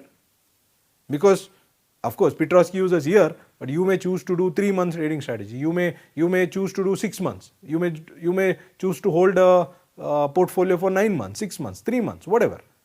So that's why I'm using the word period instead of year. So you compare ROA, scaled ROA for the current period with the previous period. In case your holding is annual, then this year versus last year. Now if the change this year minus last year is positive, then you give delta ROA score of 1. If the change is not positive, if the change is 0 or negative, then you will give a score of 0. So by doing this, you are trying to identify firms whose profitability is improving. So the first 3 scores, what do they represent? First represents level of profitability, second represents level of cash flows, third represents change in profitability. Now with this background, let's move to the fourth score. Now fourth score will require some kind of a background. This is called accrual. Now what is this accrual? This started from research from Richard Sloan. It's a famous paper about accrual anomaly. Now he pointed out that if profits are driven by accruals, what is accrual? We just discussed while discussing CFO. Accrual means that part of revenue which the firm has not received in cash. Think about any kind of a dealer who sells items on credit. Now in the income statement, moment the sale transaction is consummated, the moment the legal obligation the legal obligation arises at that time only, the buyer is bound to pay, the seller is bound to supply. The moment that legal obligation arises on both the parties, this is recorded as a sales. Once it's recorded as sale, it will come into income statement and then you deduct expenses and then it adds to your profitability. But cash has not moved. There is a possibility that the party which owes you money may not pay up, right? There is also a possibility that a firm which wants to show high profits fictitiously generates these kind of sales by book entries, because ultimately for a cash sale you have to show cash in the balance sheet. But for accrual, all that you have to show is you owe money, somebody else owes money to you. So I am not saying it's very easy to do, but there have been instances where people have recorded fictitious income. So accrual could be a tool to record fictitious income. So that is why it's very important to distinguish between what Sloan showed is cash earning and accrual earning is different. So what he showed is if a firm's earning is driven by cash from operations, then such earnings growth is more sustainable than firms whose earnings are driven by accrual items. He also showed that market fails to distinguish between these two immediately. Ultimately market figures out, but a clever fundamental analyst who can distinguish between accrual earnings and cash earnings has a strategy to make money. We are going to talk about this Sloan's accrual anomaly also. That's one of the strategies that we are going to discuss. But in Petrosky's trading strategy, accrual is one component of the final F score. So now with this background, how to calculate accrual? Very simple. You have your ROA measure, you have your CFO measure. The difference between the two is accrual. Yeah, the background setting was too long, but the ultimate result is very straightforward and simple. Just deduct CFO from ROA. Think about it. What is ROA? Total income. CFO, cash flow from your business. The difference is what? Accrual. So you get this number and then scale it by assets. We are looking at scaled accrual and then we are saying whether it is positive or negative. If it is positive, give a score of 1, and if it is not positive, give a score of 0.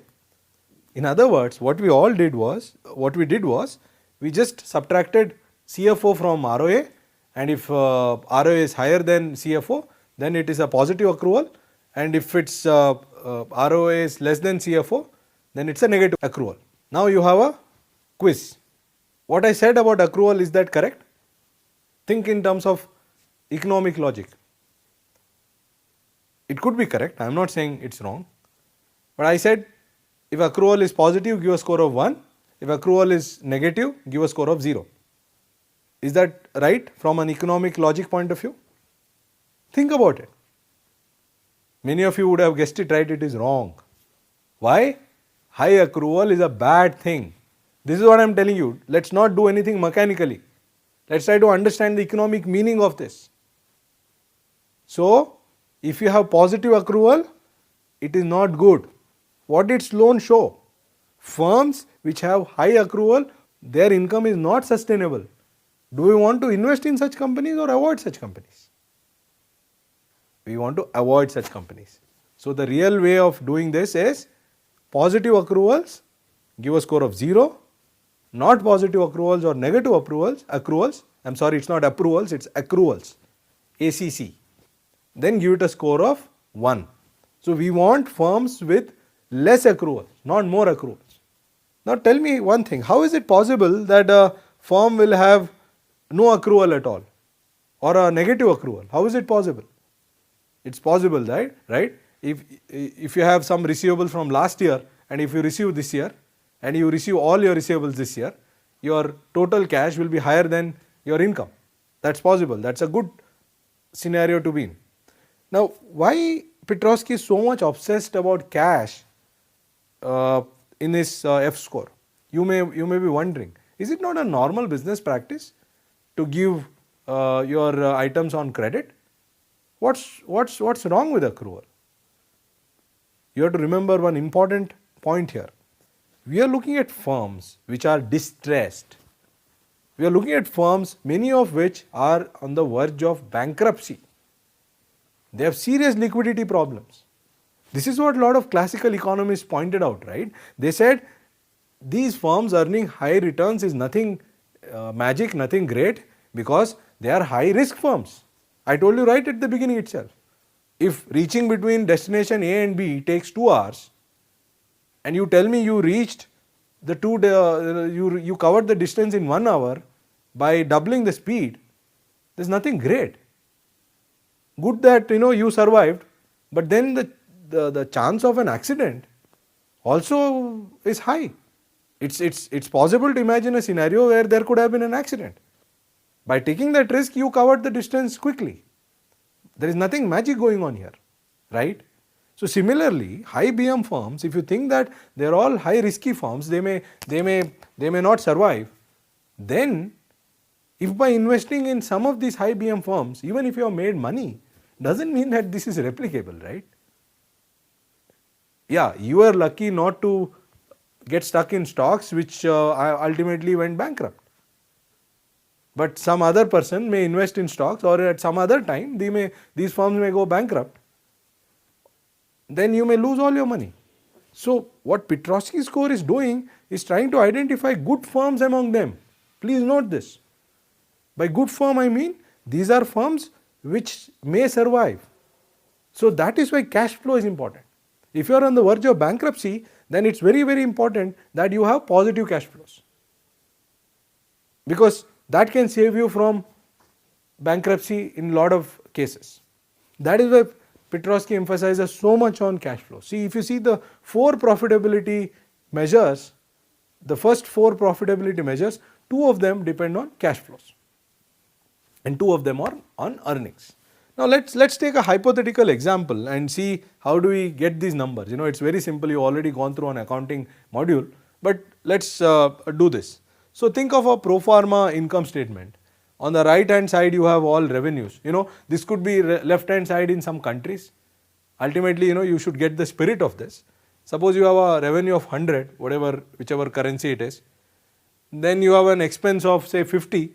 So your net profit is 50. So assume that all this is from ordinary course of business. There is nothing extraordinary going on. So this is your ROA, right? So how do you calculate your first measure? Your numerator is this. You get the asset number from balance sheet. On the right hand side you have assets. On the left hand side you have capital and liabilities. Of course the balance sheet should tally, accounting 101.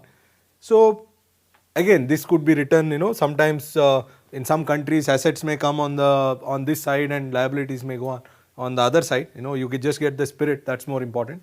Of course the real life balance sheet will have like 10,000 assets, but I am not getting into that. You just have to get the spirit of the score. So go to balance sheet and get the value of assets. Important thing to note is beginning of the year, not the end of the year. So basically beginning of the year means last year's assets, end of the year last year. Nobody prepares a balance sheet as at the beginning of a period. So if this is for year 1, this should be for year 0. Get that clearly. Why? Because year 1's assets are influenced by what is going on here. Please understand this. This profit will come into capital and add to your total liabilities, and it will also come into cash or receivables, so on and so forth. You would have seen all this in your accounting course, right? Now pick up this number assets, pick up this profit, just do 50 by 1000, that's all. There is no magic here. And 50 by 1000 is positive, give it a score of 1. What if this was minus? Minus would have come here. What if this was a loss? Then give it a score of 0. So that's your first component. Second component is what? Cash flow from operations. Where do you get it from? You have a cash flow statement. So in cash flow statement, You have cash flow from operations, cash flow from financing, cash flow from investing. Now again, you can take a standard accounting course to know the difference between the three, but right now we are interested in cash flow from operations. Pick up this number. So here I have just cooked up a number 10, it could be 10 million, 10 billion, whatever, based on whatever you have in mind. But more important is the sign, it's positive, right? So pick up this number 10, scale it by, guess, simple, straightforward, again the same asset, beginning of the year. Again and again I want to emphasize, this is not current year, this is last year's assets, right? Even cash flow will influence this year's assets. So do 10 by 1000, is it positive? Yes, it is positive, and hence you give a score of 1 for this company. Now what is the third component? Third component is delta ROA. Now for that you need to know last year's numbers, last year's ROA by assets. Let's assume last year the profit was say 30 and asset was say it was 1000 last year also. It is 30 by 1000. This year it is 50 by 1000. 50 by 1000 is of course more than 30 by 1000. Therefore, delta ROA is increasing. So if delta ROA is increasing, what do? Give a score of 1. So this particular firm has so far got 3 out of 3. Amazing. It's a very rare phenomena, by the way. Why? Again go back. We are looking at distressed firms. Okay, what is the final component? Now, by now you should know that the fourth one, which is accrual, is just a difference between ROA and CFO, right? So ROA is 50, CFO is 10, so accrual is positive. So if accrual is positive, what will you do? Will you give a score of 1? Does this firm get a score of 4 out of 4 in profitability? No. Accrual positive is not a good thing. Remember this. So accrual positive, you get a score of 0. So among the first 4 profitability measure, this firm gets 3 out of 4. So that's how you calculate the first 4 components of Petrosky's measure. So these are based on profitability. So once we are done with profitability, we now move on to capital structure measure. Now profitability measures tell you about the current health of the firm, right? In terms of whether it's making money or losing money, whether its profitability is increasing or decreasing. We should also know about capital structure. Why should we know about capital structure? Again, pause for a while and guess. Think about this. If a firm is financed heavily by debt, that too short-term debt, then there is a higher probability of a bankruptcy. Why did I say short-term debt more than long-term debt? Because short-term creditors can claim their money at any time because the maturity is very short. So they will come knocking to your doors within next 3 months, 6 months, any time. And suppose you do not have enough of inflows, the firm may be under trouble. So it's very important to know how the firm is financed, or this capital part, which have capital and this part, liabilities, how these liabilities are, by capital I mean equity capital, by the way. So how these liabilities are financed, how they are structured, what proportion is outside liability to inside capital. These are very, very important to know the chances of a firm survival. See, what is a big risk for us? That these firms may go down under. If they go down, your equity is going to become 0. All your money is gone. Remember, if you lose 95%, then it will require a 2000% return to come back. The stock has to multiply 20 times. Yes, just do the numbers yourself. So that is why we should also worry about how the capital structure of a firm looks like. So the second component of Petrosky's measure is capital structure. There are 3 scores that come from capital structure. The first one called delta leverage. Now all of you would have heard this term leverage. Different people use it to signify different things based on context. But in our context, Leverage simply means the debt that a firm has taken. So the first measure, delta leverage, is nothing but long term debt divided by total assets. See, if you see liabilities, I have not divided them into two parts here. There are long term, there is one part which represents long term debt, there is a part which represents short term debt. So take the long term part here and scale it by assets. Assets of last year, end of the last year or beginning of the year. So this number gives you delta leverage. Now that's the mechanical part. Now what does this mean and why this is important? That's the purpose why we are doing this module. Otherwise anyone can mechanically calculate these numbers. There is nothing great in this. So delta leverage, again since it is delta, it signifies a change. So change over previous period. A positive delta leverage means an increase in long term debt compared to previous period. An increase in long term debt, is it a good thing or a bad thing? Normally, if someone asks me whether an increase in debt is a good thing or a bad thing, I will say that the information is insufficient. Just because the leverage has gone up doesn't mean that it's bad. Maybe company has profitable projects and that's why they have borrowed money. There's nothing wrong with that. However, come back to the context. What are the kind of firms that we are looking at? We are looking at firms which are likely to be distressed. If a firm is already distressed, if a firm is not doing well, if a firm has been valued very low by the market sees some danger signal ahead, such a firm, if it starts increasing leverage, one should be alarmed. Lenders may seize assets if you default and that may kill a business. Business is gone. So again, if business is gone, what is the value of your equity going to be? Zero. Exactly zero.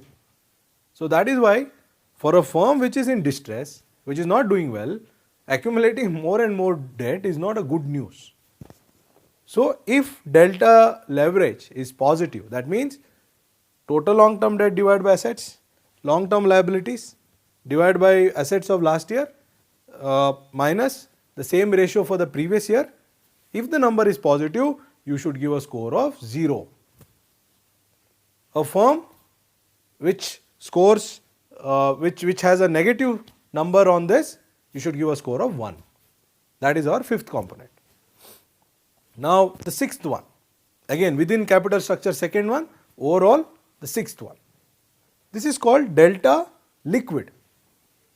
If you see Petrosky's paper, you will find delta liquid, F underscore delta liquid. What does this mean? What is this liquidity? Once we have already done this, right? Long term leverage, we have already done it. Why do we need to do liquidity? As I have told you before, short term debt is even more dangerous for a firm which is already facing existential threat. I want to re-emphasize this point once again. It is not my case, it is not my point that debt itself is bad, or I am not saying that short term debt is bad. So any firm you see a short term debt, you should straight away go and short that firm. No. Don't take that meaning out of this module. All that I am saying is, if a firm is facing existential threat, if the firm is in distress, such a firm accumulating debt, especially short term debt, is risky. It's better to stay away. That is what Petrosky tries to convey with this measure. So the sixth measure, overall sixth measure, and the second within this capital structure measure, basically measures short term liquidity. So this is measured by a ratio called current ratio. I am sure if in your accounting course you would have learned about current ratio. What is current ratio? Current assets divided by current liabilities. What is current asset and what is current liability? You can pause a little bit and go back to your accounting module. But quickly let me tell you, any asset, so this I have written one item called assets. There are current assets and there are long term assets. Any asset which is convertible into cash quickly is current asset. Now what do you mean by quickly? So generally convention is to say within a year. If you can convert an asset into cash within a year, you consider such asset as current asset. Example, cash, it's already converted into cash. Say liquid securities, government securities, they are very liquid, you can go and sell them at any time and get back cash. Receivables, so these are trade receivables where your customers owe money to you. These usually money comes back in 3 months. Of course, there could be some default there, but normally money comes, you get money within 3 months. These assets get converted into cash 3 months, 6 months, whatever, depending on the practice. And finally, the fourth one is stock. You have to maintain some level of inventory, right, for your business, because suddenly there could be some demand emerging from somewhere, you have to meet that, or suppliers may take time. The inventory that you maintain is also considered current asset, because the idea here is that you will sell it. It's not like a building. The building that you have is not expected to be converted into cash within a year, whereas stock, the purpose is to convert it into cash. However, let me tell you, in some books you will find that they do not consider stock as highly liquid, because stock may be stuck for a long time. These are definitional issues. As I've said before, we can play around with this. Our idea is to get the economic logic right and then start trading. If we find that excluding stock works well for some companies, why not? That we are going to try later. So ideally, cash, liquid securities, you have receivables and stock and any other asset that you think that is going to be converted into cash quickly, that forms a part of current assets. What are current liabilities? You should be able to think about it now. Yes, liabilities which you expect to pay within a year, they are current liabilities. So I have I've lumped together all liabilities here, but there could be long-term liabilities, loans, 10-year loans, 20-year loans, and there could be trade credit, for example, which you have to pay within 2 months or 3 months. Such liabilities are current liabilities. So this measure, current ratio, is nothing but the ratio, current assets divided by current liabilities. So you get this for current year and you calculate the same for the previous period and take the difference. Now you have to guess how the scoring should be. If the difference is positive, what you should do? Will you score it as 1 or 0? Remember, when it came to long-term debt, if the number was positive, we gave it a score of 1. Should we do the same thing here or should we not? The answer is we should not. Why? Because what is there in the numerator now? Current asset is in the numerator, not liabilities. So an increasing score means relative value of current assets when compared to current liabilities has increased in this period when compared to last period. Please note this. See why I am emphasizing on this thing again and again. The reason is your understanding of this Petrosky score should not be mechanical. You should not just say that this ratio, this number. No. Even if I invert this number, suppose I give you current liabilities by current assets, then you should be able to say in such a case a positive number is 0, a negative number is 1. That is possible only if you understand the economics behind this and not mechanically calculate just looking at some score. That is why I am emphasizing on this. Hope you appreciate this. Now, so an increase in current ratio is positive. So now we are done with the 6th element of Petrosky's F score. Let's move on to the 7th one. Now 7th one is a bit ad hoc, but there is an economic logic also here. This is called EQ offer. That's what Petrosky scores, equity offer. Now this is coming from lot of value investors, famous value investors. They believe that a business that requires repeated investments from the entrepreneur is not a good business. A good business is one where you make some investment and then it starts giving you returns. But if the business is such, think of utilities. You have to keep investing, you have to keep buying big assets. You have to keep pouring in money. such a business is risky.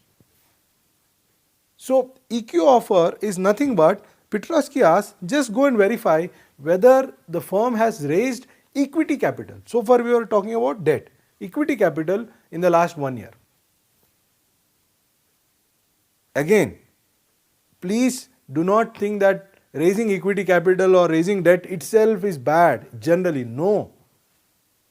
In fact, in a lot of cases, if a firm is able to get funding from investors, it may be a positive sign. But within our universe of distressed firms, firms whose survival is at stake, repeatedly raising money may not be a good sign. That's again, you may debate that, someone may say that a fact that an investor is willing to invest in such a firm is a good sign, possible. I would encourage you to innovate, try giving a positive score to such firms. But in this module, our purpose is to inform you about Petrosky score. Petrosky scores looks, in Petrosky's F score, raising equity repeatedly is not a good sign. So, if you find a firm raising money in the last 12 months through equity, what will you do? You will give it a score of 0. Otherwise, a score of 1.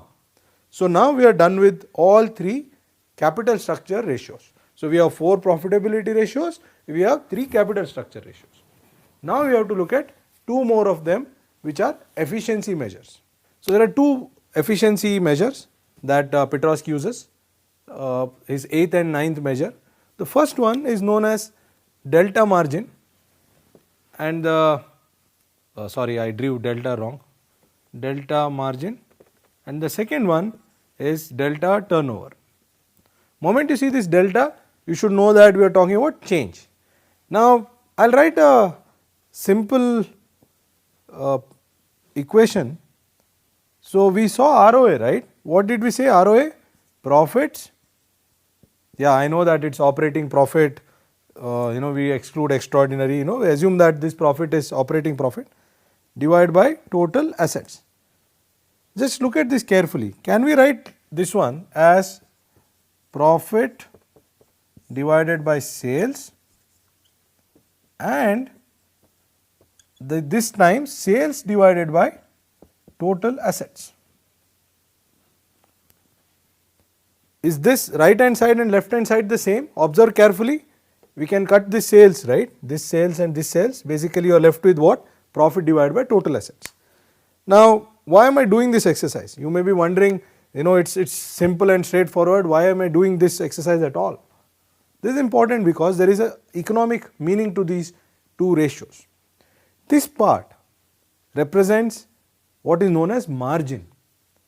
If you sell 100 rupees or $100 worth commodity or some good, what is the margin that you are going to make? So this is margin, profit margin. Why is this important? This will tell you what kind of business you are in. A good business is one where profit margin is high, very intuitive. If your profit margin is very low, if you are working on thin margins, such a business is likely to be highly competitive business. Now just forget your economics 101 where you are taught that profits are likely to be 0 in a competitive business. I am not talking about that profit, I am talking about accounting profit here. If the accounting profit is very, very low, then this is not likely to be a very good company on it, just looking at margin. So we want this to be high. What is the second component? Second component is sales by total assets. Can you think about economic meaning of this? This is known as turnover. Now what does this mean? How many times assets turn over in a year? Why this is important? Because this measure tells you how good the firm is in terms of asset utilization. In other words, higher this ratio, better it is. The firm is utilizing assets well. So margin into turnover or margin times turnover gives you your ROA. So in the third category of measures, Petrosky's measure, he breaks down ROA into two parts, delta margin and delta turnover. Now it is simple, right? By now you are used to it. You should be able to complete this just based on what you just saw. If you see margin improving over last period, what you should do? Give a score of 1. If similarly, if you see turnover improving over last period, what you should do? Give a score of 1. A decline in margin will get you a score of 0. A decline in turnover gets you a score of 0. So these are the last two components of Petrosky ratio. So delta margin and delta turnover. These tell you about operating efficiency of the firm.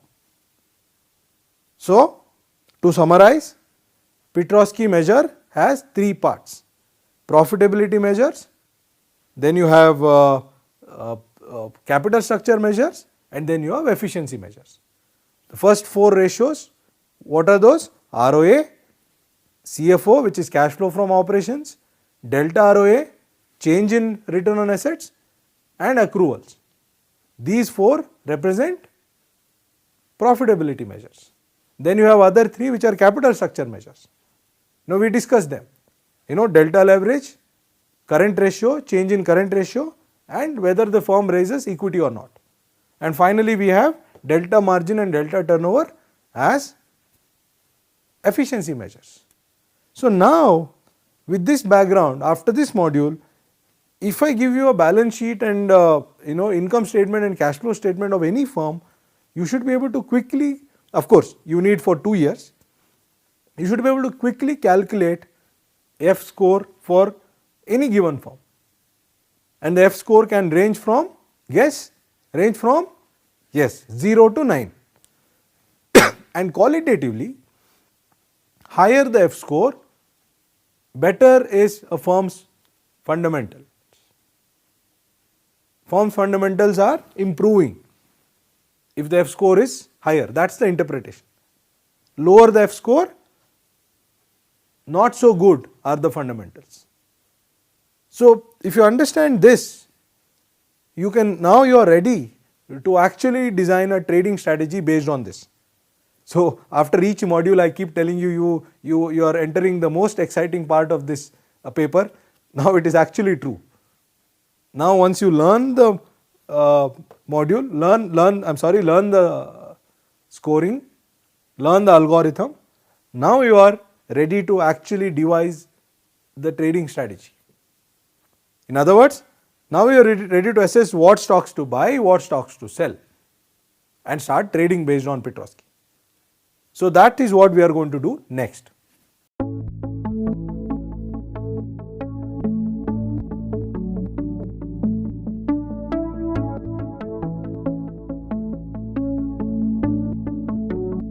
Learning outcome. After watching this video, you will understand how to implement Petrosky F score in real life.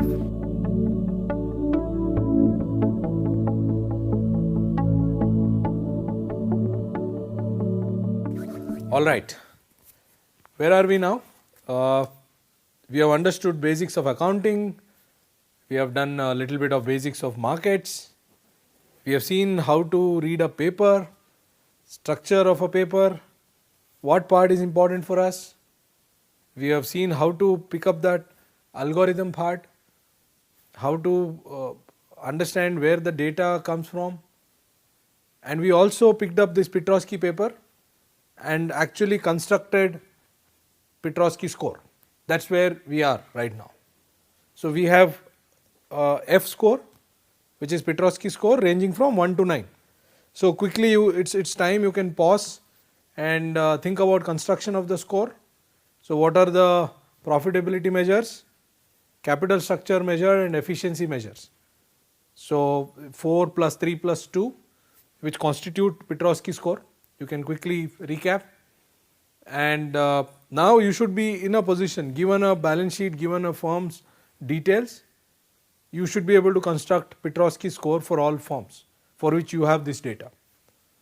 Of course, you know what the data requirement is. So you need to have profitability information, leverage, sales, so on and so forth. So that's where you are right now. Now what do you do with this score? Go back to what we said in the abstract. So we said two things.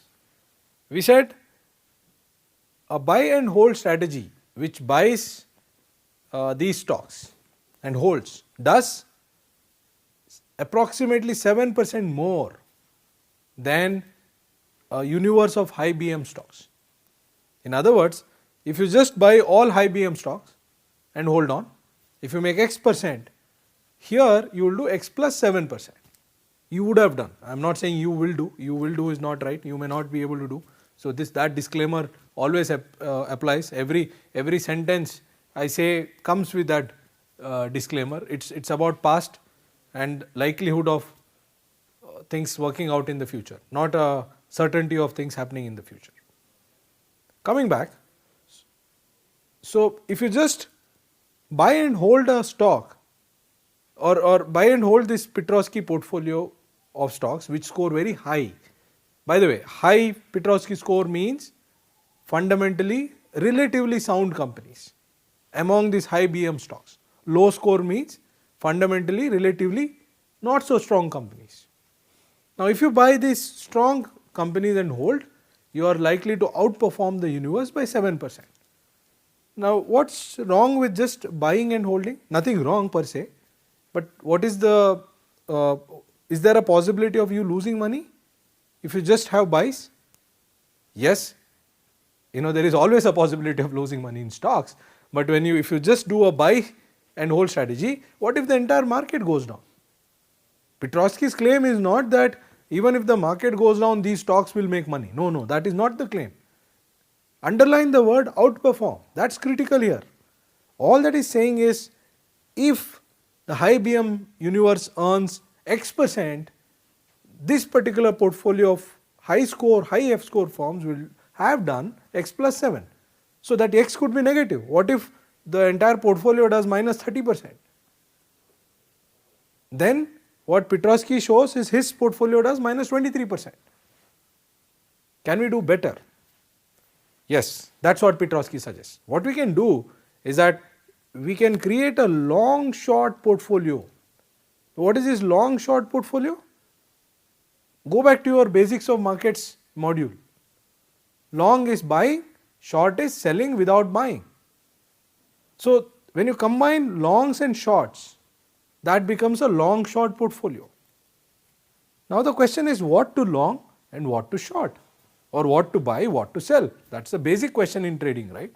At the end of the day, the purpose of all this exercise is to come out with stocks to buy and stocks to sell. That's the goal. Now here is where your skill comes. There is no predetermined rule for this. So Petrosky also tries various combinations. So as a starting point, just think about this. A firm which is scoring 9 out of 9, what kind of firm is this? This is a firm with high return on assets. You should be able to tell all the 9 by now. This is a firm which has a positive change in return on assets. This is a firm which has positive cash flows. This is a firm with low accruals. The firm actually has high operating performance. Capital structure is fine. It has not raised equity in the recent past. Leverage is actually going down. Asset turnover is high, and so on and so forth. So among this, and yet, most important point to note, yet such a firm is falling in the category of high book to market firms. See, if you go to the other half, which is low book to market firms, you will find any number of firms satisfying these 9 characteristics. They are good firms. By definition, they are good firms, they satisfy these characteristics, and the valuation is also high. So nothing surprising. You may not be able to, all these may be priced in, so by buying them you may not be able to make money. There is a separate strategy that deals with them. We will talk about it later. But the point is, the firm which is scoring 9 is a firm with all these good qualities. doing well on profitability front, doing well on operational performance front, doing well on capital structure front, and yet finds itself in the universe of high book to market firms. That means market hasn't valued it positively or highly, although the fundamental performance looks decent. Or the more important thing is all those delta characteristics. Please pay some attention on the delta. What those delta characteristics mean? These metrics, all these ROA or cash flow, they are all improving. That's what these characteristics are indicating. So these firms are not only having positive fundamentals, their fundamentals are turning for better. So definitely firm scoring 9 should be in your list of buys. Now that's easy. Now what about sell? Now using the same argument, what are these firms which score 0? Think of a firm that is scoring 0 on the Petrosky matrix. Now this is a firm with extremely low profitability, they may be losing money. More importantly, profitability is declining, operating performance is declining, and capital structure position is precarious. That is the reason why it gets a score of 0 and it finds itself in high book to market firm category. Now here market has identified the fundamentals of the firm correctly. Such a firm which has such bad fundamentals, if you will, finding itself in this high book to market universe should not be a surprise. Now you can also think that consider the dangers of investing in all high book to market firms. If you just pick the universe of all high book to market firms, you will also picking up these stocks which are scoring 0 on Petrosky scale. No, the score of 0 in Petrosky scale itself doesn't mean anything. What it means is these are firms with bad fundamentals, declining operating performance, high chance of going bankrupt, which are a part of high book to market universe. So it's important that you distinguish between these top quality and bottom quality firms. So as a starting point, what you can do is buy those stocks which score 9 and sell those stocks which score 0. Now, is there a huge difference between 9 and 8? Now, this is a qualitative judgment.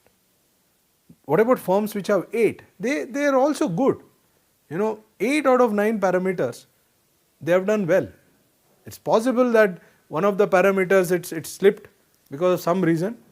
So it's not a bad idea to actually include both 9 and 8 in your list of longs, and similar on the same argument, the company which has scored 1 out of 9, it's possible that by luck some one of the factors it has done well.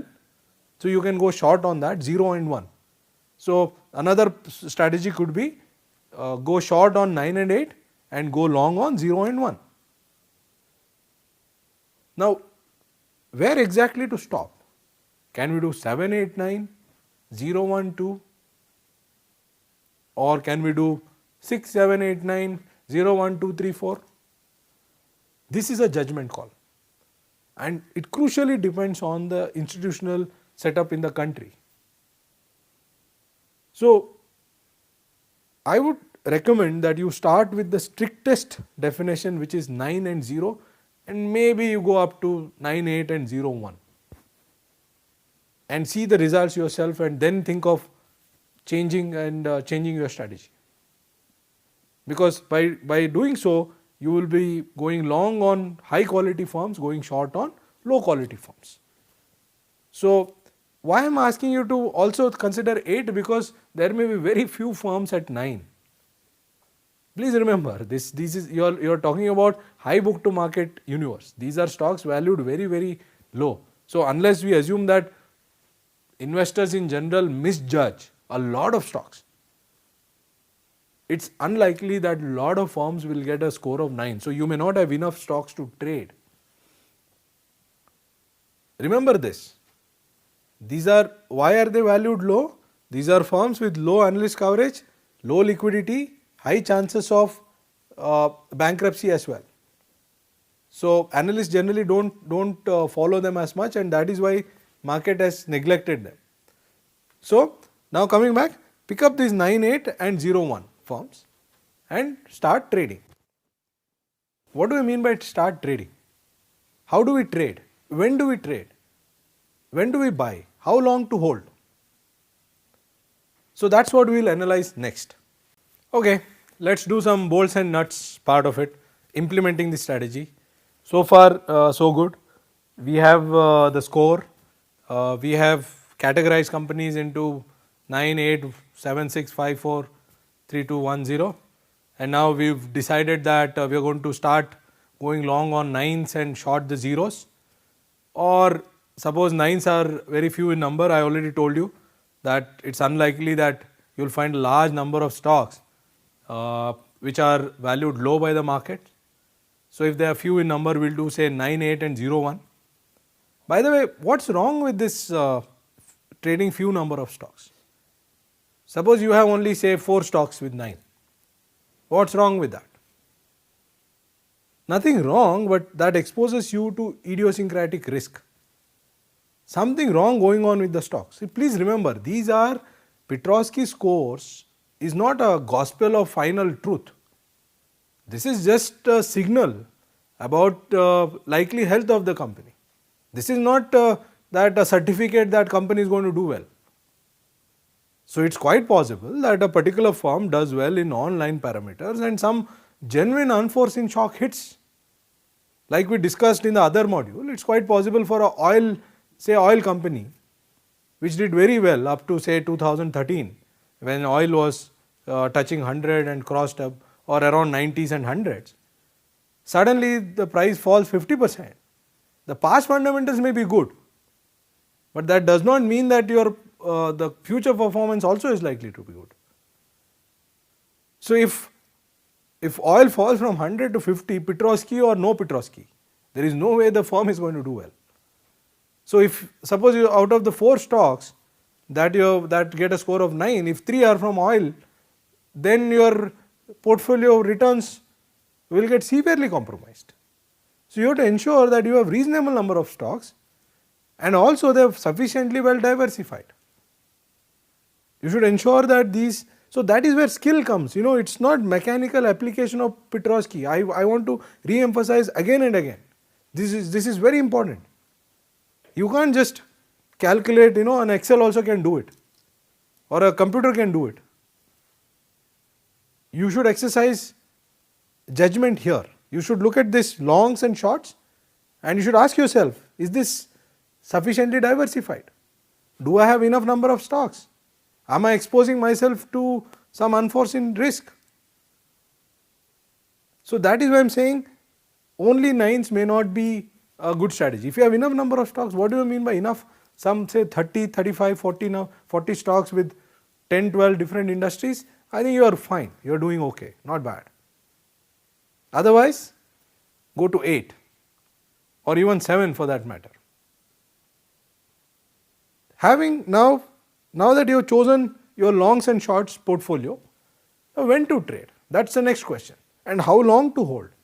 That's another question. And most importantly, when to close your trade? What do you mean by close your trade? Those which you have gone long, you will have to short, and those you are shorted, you will have to long, so that at the end of the period, you are back to 0. And the difference between all these 4 prices is your profit. Now when to trade is a question. First let's answer that. Can you guess when is the earliest you can trade? Pause for a while. I'll pause for a while.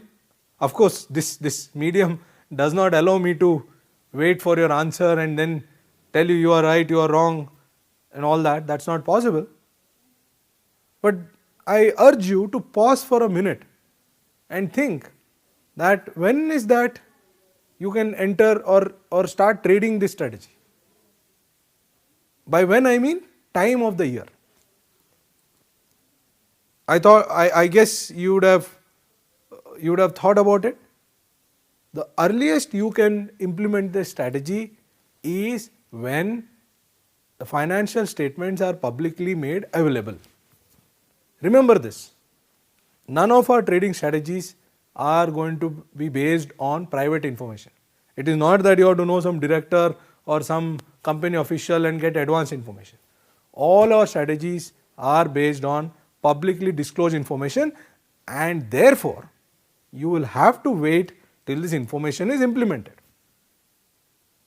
So even when you back test, this is very, very crucial, please note this. Even when you back test, you have to pretend as if you do not have information for a period year end until this results are disclosed. You have to pretend as if you don't have this information. What do I mean? Let me give a specific example. Let's assume that your year ending is December 31st. Right? Now you are doing a back test for, let's say, 2014. Now if you want to test that whether this particular strategy, need not necessarily be Petrosky, it can be anything, has worked in the year 2014, you cannot assume that on January 1st you invested and held on for 3 months or 6 months, 9 months. Why? Because on January 1st you did not know the financial information. Year ends, board meeting happens, audit committee approves the numbers, then finally board approves the numbers, and then they are disclosed. And this process, depending on country to country, and this is where institutional framework is important. That's why I told you before that you should have a look at that part of institutional framework. And if you are trading in your home country, you will know all this. A reasonably educated person will have an idea as to how much time it takes between the end of a period and disclosure of results. So let's say we are in India right now. So in India it takes around 2 months, 60 days.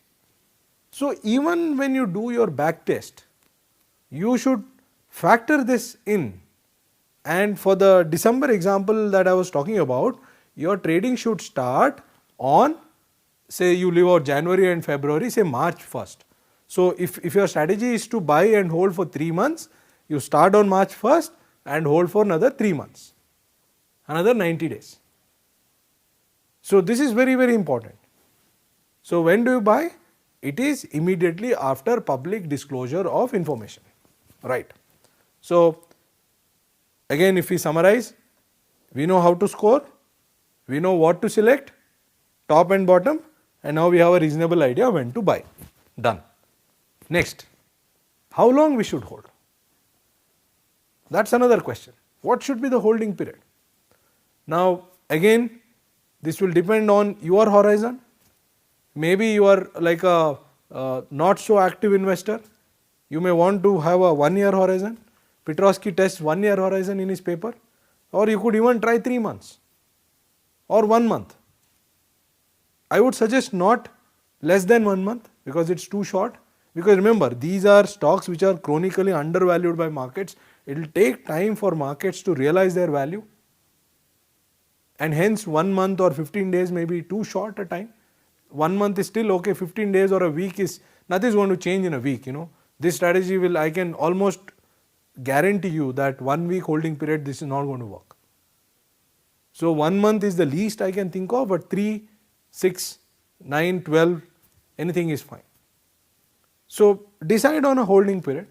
When you do the back test, test different holding periods. So if you find that this strategy works only when you hold for 23 days, should you be happy that you found this 23-day magic number, or should you start worrying? Pause for a while and think. Suppose, let me rephrase my question if it is not that clear. What I am asking is, suppose this strategy, you do this back testing with different holding periods, 7 days, 15 days, 20 days, 1 month, 3 months, 6 months, so on and so forth. Suppose you find that only 23-day holding period works, gives you positive return. No other holding period works. Is it a good news or a bad news? It is a big bad news. There is something wrong. There is nothing economically significant about 23 days that it should work only for 23 days. This is where all these robustness tests come in. Of course, there is a possibility if there is a peculiar institutional feature applicable to that particular country where 23 days becomes important, then it's fine. Then you should know what that institutional feature is. Otherwise, the trading strategy should work for a range of days. I am fine with a strategy which works, let's say, between say 25 and 40 days, but slows down after 40 days and doesn't work beyond 6 months, let's say, because all this gets priced in. That's fine. But what will worry me is that it works for 40 days, suddenly on 41st day it stops working. That's not a good sign, right? So try various time intervals and decide on your holding period. Once you have decided on based on returns. So now you have the formula, you have longs and shorts, you have your timing of investment, and you have decided on your holding period. So this is all elements are done. Now what is the next step? No, not enough. You cannot just start investing right now. You will have to wait further. As I have suggested before, if you are a new trader, the first thing that you should do once you are equipped with this formula is to do mock trading. So there are number of platforms available in every country where you can keep generating your buys and sells, and using actual prices see how this trading strategy performs over a period of time. Give it couple of years. There is no hurry. See for couple of years how this particular strategy works. And two things may happen. One is, what are the two things in a trading strategy? You make money or you may not make money. Fair enough. But there is a third thing. You may, as you keep watching this, you may realize that some kind of tweaking, maybe you may realize that one signal is not informative at all.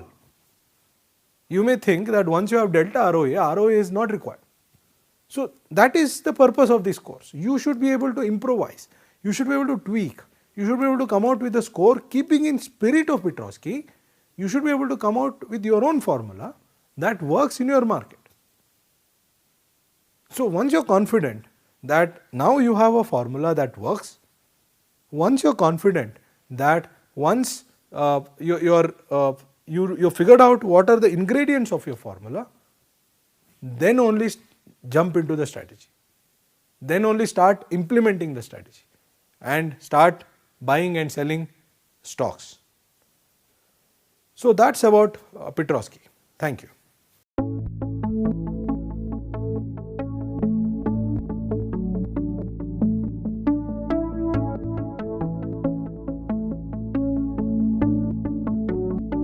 Learning outcomes.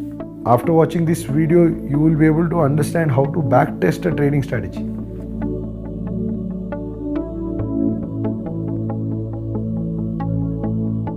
Alright, so we are now equipped fully to handle Petrosky formula, right?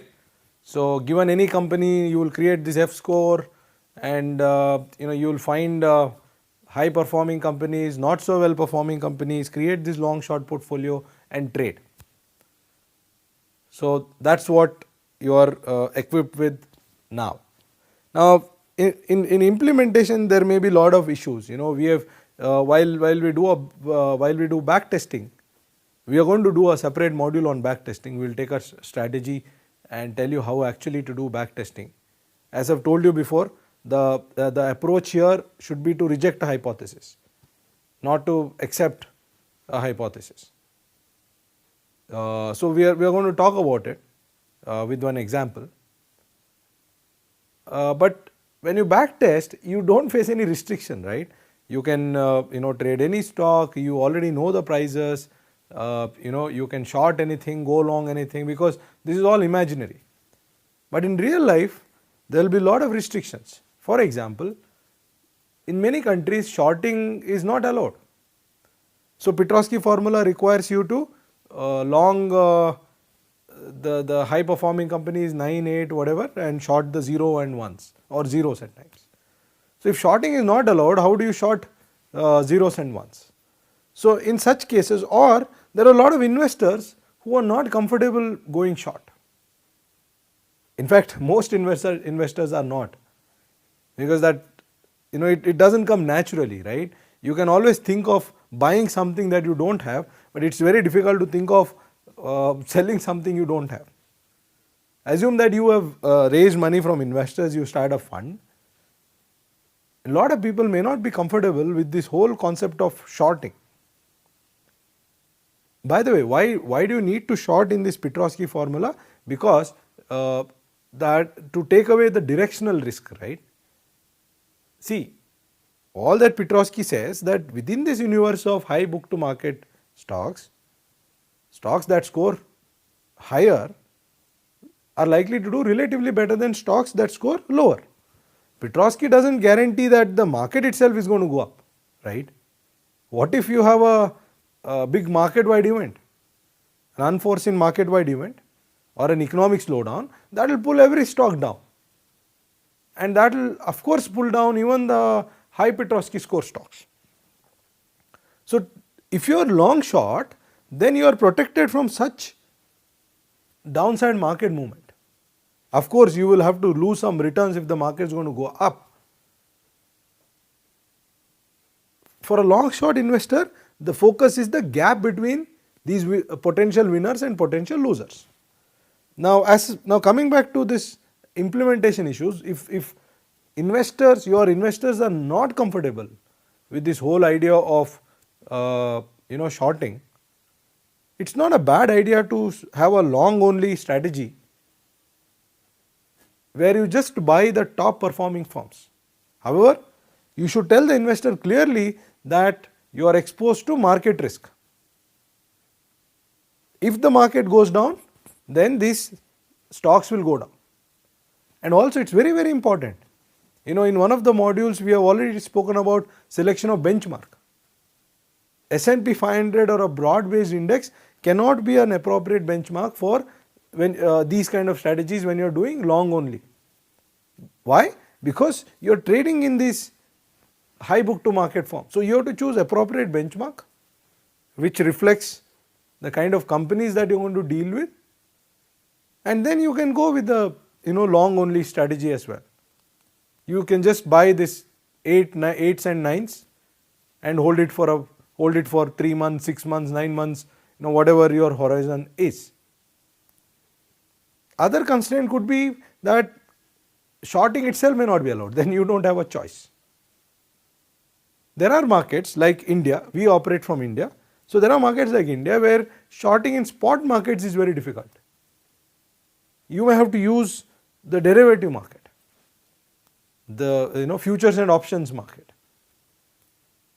If you are restricted to do that, then your universe gets restricted to stocks which are listed in that derivative segment. If a stock is not listed in the derivative segment, you cannot short it, hence you cannot use this long short strategy. So, the bottom line is you should consider the institutional realities of your economic setting where you are going to use this strategy and modify your strategy accordingly. And you can of course attempt a long only with high quality book to market firms, high book to market firms. So, that ends Petrosky fully. We will now proceed to talk about post earnings announcement drift, another trading strategy.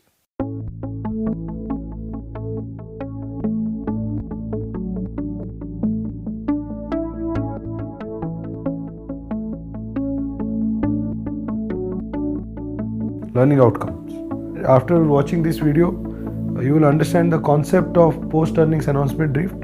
You will also understand how to implement a trading strategy based on PEAD, post earnings announcement drift.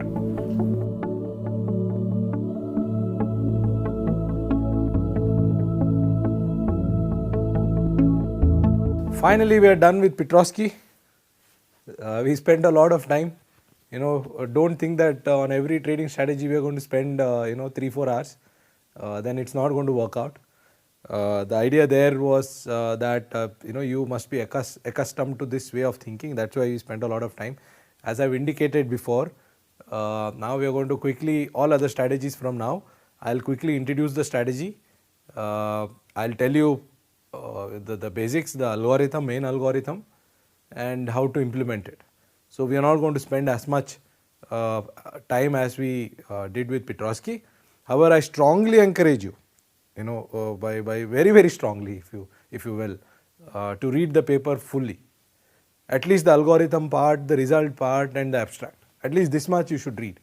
Don't just start jumping into trading immediately after this module. Read those papers fully. Do your own back testing. We will reveal some results, but you do your own back testing and then start trading. Now, the strategy that I am now going to talk about has remained a major challenge to market efficiency concept, even the semi-strong one. So, market efficiency, if you recall, is the notion that prices get immediately adjusted, every information gets immediately adjusted or incorporated into stock price. That is the notion. So, this particular trading strategy, which is known as price earnings announcement drift, PEAD, is a major challenge to this notion of market efficiency. So, what is this price earnings announcement drift? Ball and Brown, in their famous 1968 Journal of Accounting Research paper, discovered this trading strategy or this idea. See, as I've told you before, for them this is an idea. It's more like a concept. For people like you and me who would like to trade, this is a implementable idea, a trading strategy. So, what they found was that suppose a company comes out with a good news. Now, recall, if markets are semi-strong efficient, then what should happen for such a company's stock price? Yes, you guessed it right. Instantaneously the stock price should adjust, right? If the news is good, then the stock price should go up, and if the news is bad, then instantaneously stock price should go down. But what Ball and Brown observed is that that is not the case. Even after you know the information, even after the information is revealed publicly, the stock price takes a lot of time to reach the new equilibrium level. In other words, prices get incorporated into stock prices slowly, at least not as fast as strong form or semi-strong form market efficiency would tell you. Now, as a concept, this is very interesting, but what do I do as a trader? This is a test for you. By now, you should have thought about the trading strategy. Just pause for a while and think. If you know that publicly revealed information does not get reflected into stock prices instantaneously, then what kind of trading strategy you will employ? Think about it. Suppose a company announces a result, and if the profit number is better than expected, then what will you do? Yes, even after announcement of the result, there is scope to buy and hold and still make money. That's what this concept is telling us. Similarly, if a company has announced negative results or not so good results, then there is scope to make money after public revelation of information if you short that stock. Now, the big question is, all this is fine as a concept, but how do you calculate this? How do you say that a particular income number is better or worse? See, for a company which is expected to report, say, 100 million in loss, if the loss is 50 million, it could be a good news, not a bad news. And if you go and short that company, you may lose money. Similarly, a company which is expected to make a lot of profits, if it makes less profit, it may be a bad news. Just because the profit number is positive or a profit number is negative, you cannot just think that the drift is going to be in that direction. This is not like Petrosky, mind you. In Petrosky, it was very simple. All that you required was that whether a particular number is positive or is it increasing, that's all. Can we look at increasing? Can we say that like Petrosky did? Just recall delta ROA. What do you do in delta ROA? You calculate, you can pause and think about it. But let me do a quick recap. What do you do in delta ROA? You calculate ROA for a particular year, you calculate ROA for the previous year and see whether that has increased. An increase is considered as positive. It's simple, straightforward, right? Can you do that here? Can you just say that if the last year's profit was 100, this year profit is 110, so then there is a positive surprise and hence the stock is going to go up. Can you do that? The answer is no. What is important is whether the stock price, whether the earning number is better than expected. If the expectation was that the stock price is, the earnings is going to grow by 20%, I'm sorry, I'm saying stock price, it's not stock price, earnings. If the expectation was that the earnings were going to go up by 20%, then if the earnings, in reality, if earnings go by 10%, then it's a disappointment. So then how do we trade using this knowledge? How do we come out with the effective trading strategy using price earnings announcement drift? So there are two ways you can do this. One is a concept, concept known as standardized unexpected earnings. This is also called SUE. Don't worry, it sounds very technical and complicated, but actually it is not. It's very simple and straightforward. You don't need to think that you have to, there is some crazy calculation you have to do. None of those. All that you have to do is some addition and some multiplication and some division. That's all. Nothing crazy going on here. How do you calculate this standardized unexpected earnings? So let's start from the last part of this, unexpected earnings. Now using this method, the way you calculate unexpected earnings is, first you calculate the average earnings per share in the past 4 years. Suppose you are doing, you are in 2016. So take the EPS. I'm sure you guys are familiar with. EPS is earnings per share. If not, it's very simple. Just take the earnings after tax number. I showed you a pro forma balance sheet as well. Take that earnings after tax number divided by number of shares. You get EPS. That's all. Nothing fancy about it. So take this EPS number for previous 4 years. Take the average of that. Assume that this is the expected earnings. Then take the actual earning for the year. So now you have actual earnings and you have expected earnings. The gap between them is unexpected earnings. Now the unexpected earning could be positive or could be negative, right? Suppose the last 4 years average is say 15 and the current number is 20, then you have a positive 5. On the other hand, last 4 years is 15 and the current number is 10, you have a minus 5, straightforward. Now using all that you learned so far, just imagine, is this information sufficient? Are we missing something? Can you think of cases, instances where this kind of classification could be misleading? Let me give you an example. Suppose a company's expected earnings is 10 and the actual earnings is say 20. So what is the, again, how did I get the expected earnings? The average of last 4 years. That's straightforward. Now the unexpected number is what? 10. Think of another company whose expected earnings is 100, earnings per share. Now why is it higher? It could be just because the company would have issued less number of shares and nothing else going on, nothing to do with fundamentals. A company would have a $10 face value share, another one may have a $1 face value share, right? So if the expected earnings per share is 100 for a particular company and the actual earning is say 130. What is the unexpected earnings for this company? 30. Unexpected earning for the previous company was how much? 10. Now tell me whose performance is better?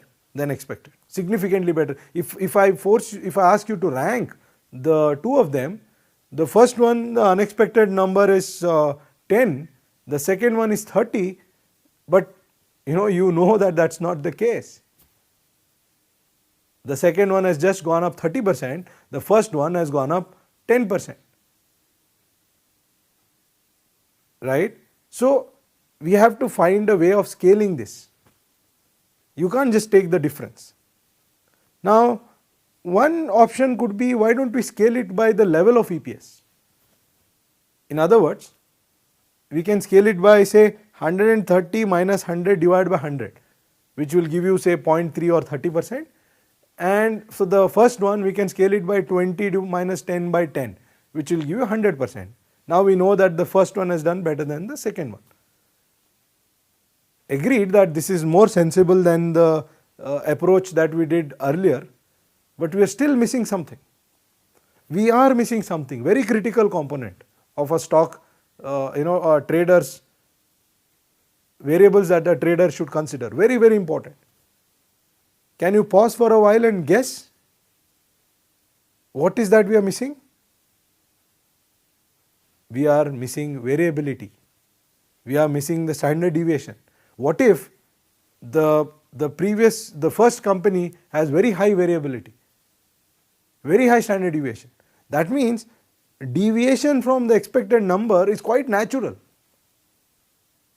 It's actually a part of the expectation itself. A company with high variation can produce a high or an extremely low number, which can be a one-time affair just because of the fact that earnings are volatile there. Think of companies whose earning streams are extremely volatile versus companies which are quite stable.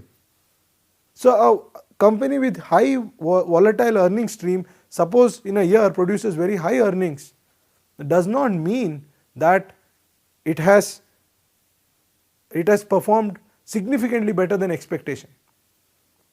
Remember this, I kept telling you even during Petrosky, I am going to repeat now.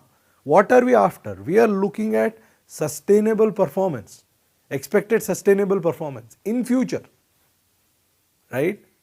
So, a high variability company coming out with a wider margin even after scaling for the initial level is not a surprise. So, we have to somehow account for the variability, and the best way to do it is consider the standard deviation. Now, so what you need to do is that take the actual number, subtract the expected number and divide the same by the standard deviation of earnings. Now, how do you calculate the standard deviation? You already taken these last 4 years earnings numbers, right?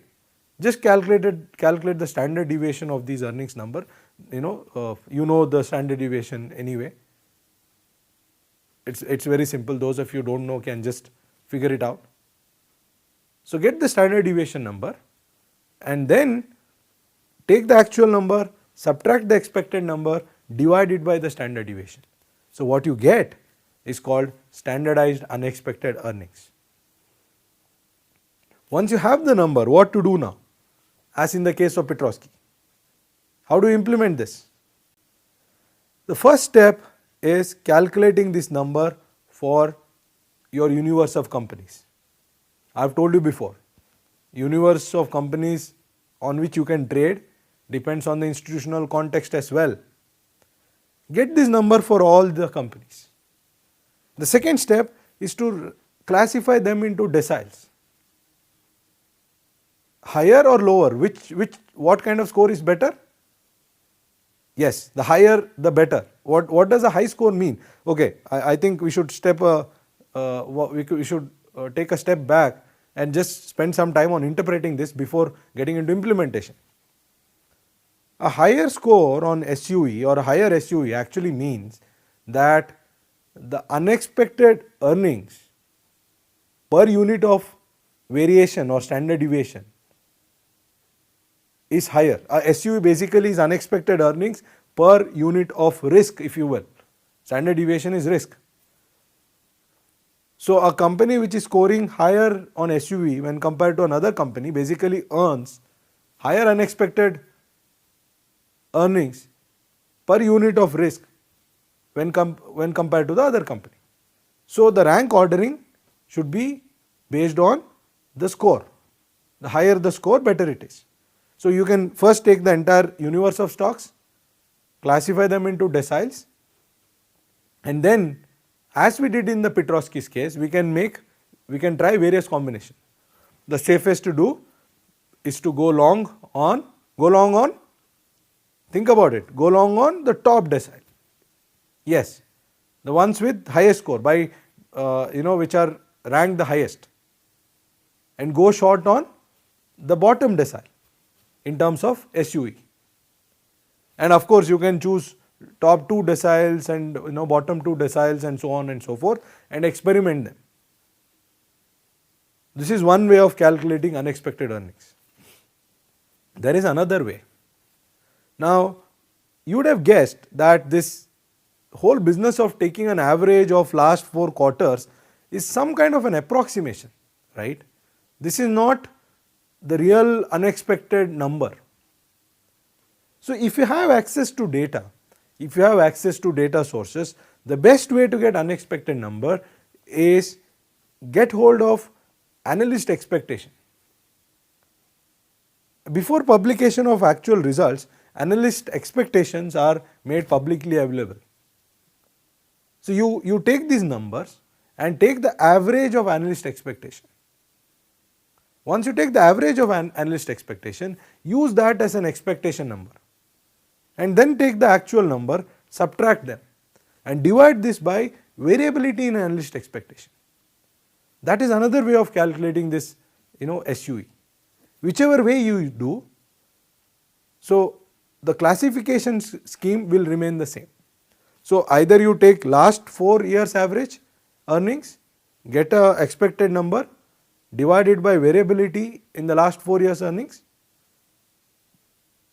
or you take the analyst estimate number, take the average of it, take the actual number, subtract this analyst estimate number from the actual, and divide it by standard deviation of analyst estimate. Whichever way you do, you will arrive at a SUV score for each company.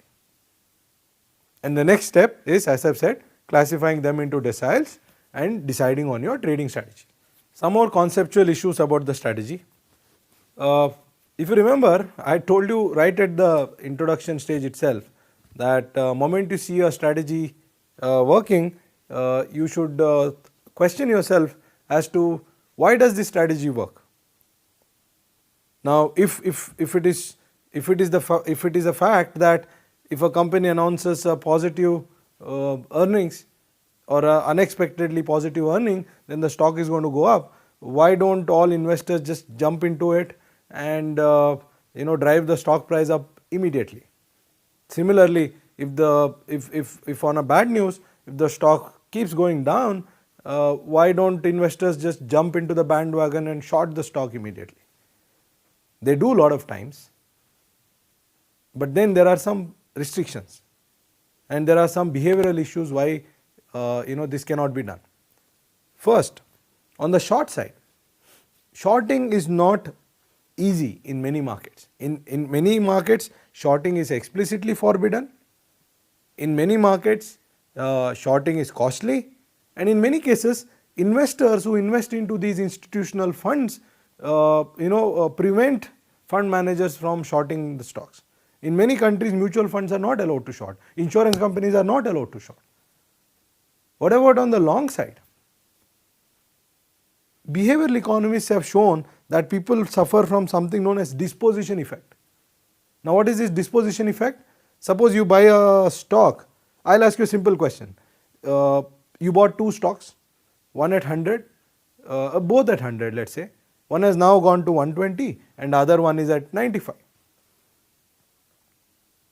You have no information about fundamentals, or you have equal information about both the fundamentals. Fundamentals are both the companies are the same, or assume you have no information.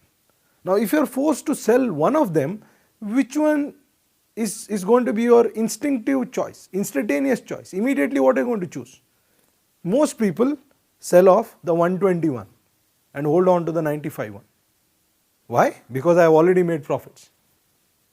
But then if you think a bit further, nothing prevents a stock which is moved from 100 to 120 from moving further from 120 to 200. In most of the case, it actually moves further. Using the same logic, nothing prevents a company which has fallen from 100 to 95 from falling further.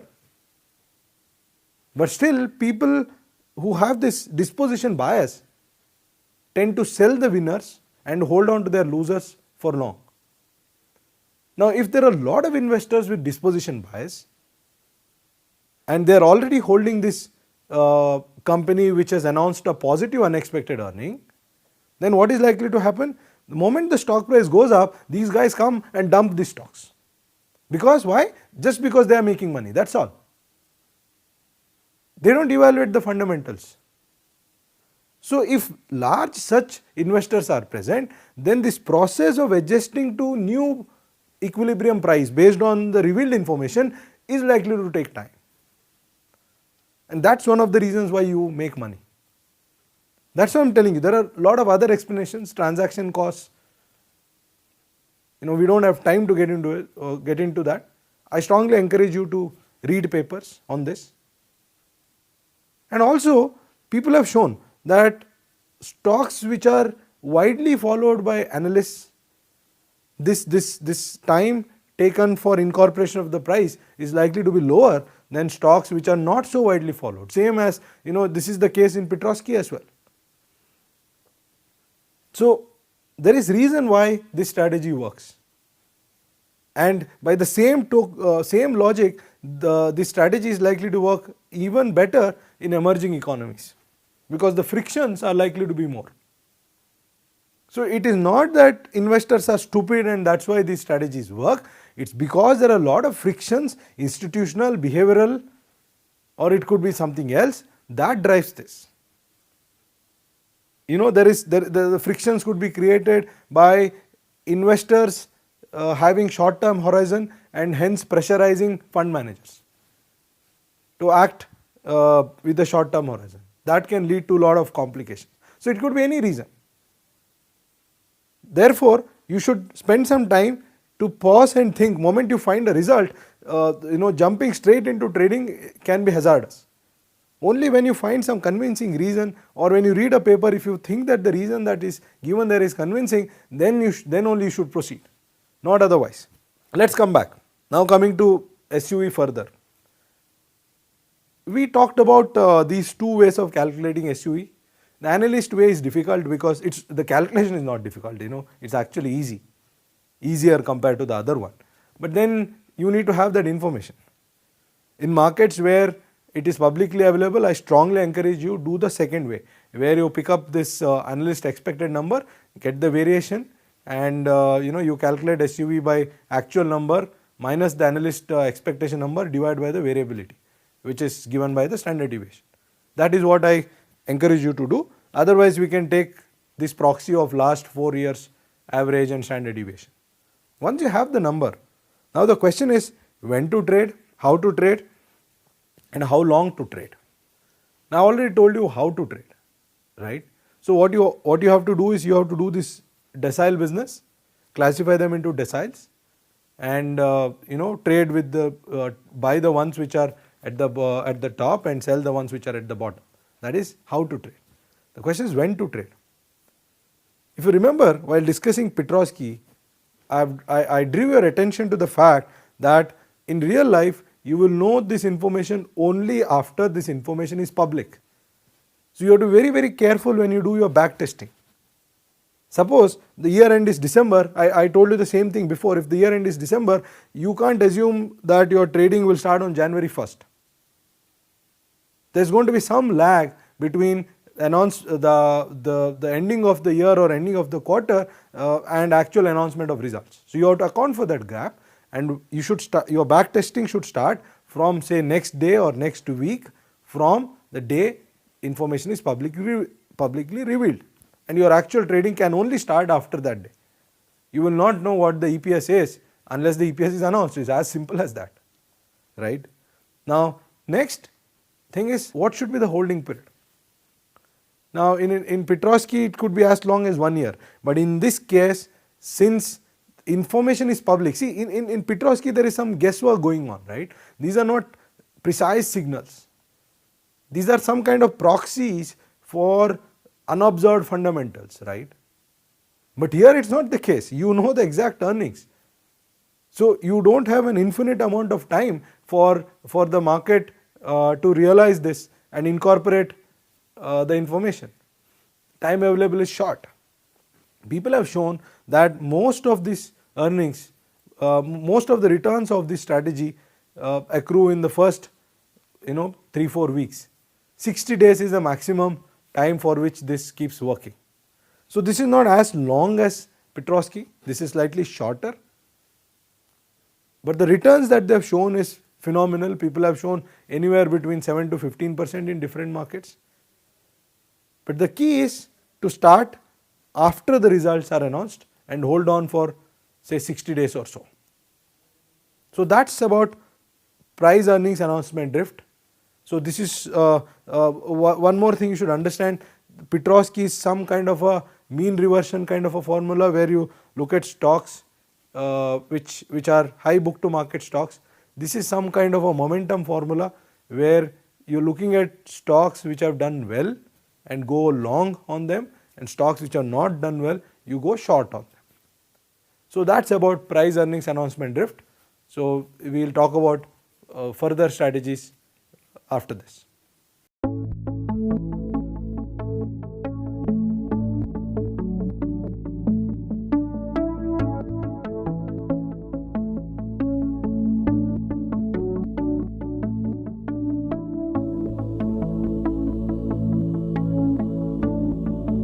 We have looked at this market efficiency concept, and we saw what is the source of our trading strategy is going to be.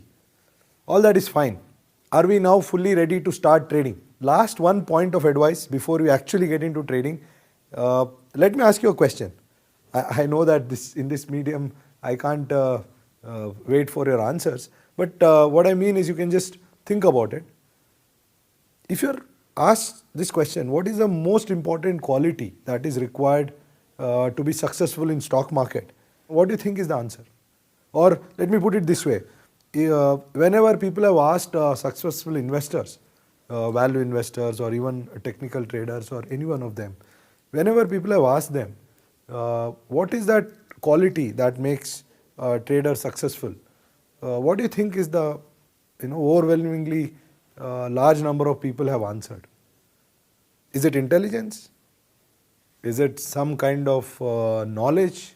Knowledge of maths, knowledge of economics, or these days a lot of quantitative traders have physics PhD and all. So is it that, or is it something else? If you actually read what successful investors have written, the most important quality that they emphasize is discipline. Yes, discipline. There is nothing more important than discipline. I can tell you Petrosky score, I can tell you G score, I can tell you F score, I can tell you any other score. You can compute, you create all the formula, you get into trading, and then if you do not stick to it, all your effort will go in vain. Discipline is the most important thing. Now, what do I mean by discipline and why it is so important? Now, you may be wondering, now you have a formula, you have a score, you know what to buy, what to sell. What is the role of discipline in this? The problem with trading is that our mind starts playing games with us. Now, what do I mean by mind starting to play games? Let me give you an example. Suppose you use one formula, whatever it is. It could be Petrosky, it could be Mohan Ram, it could be something else. By the way, we are going to talk about all this. And then you bought some stocks and you sold some stocks, and you have a portfolio. Now, your formula says, or your rule is that you have to hold on to this, let's say for 3 months, right? So that's the rule. Now you buy some stocks and sell some stocks, say on a particular day, beginning of the month. Now imagine The day you bought it, the stock goes up say 20%.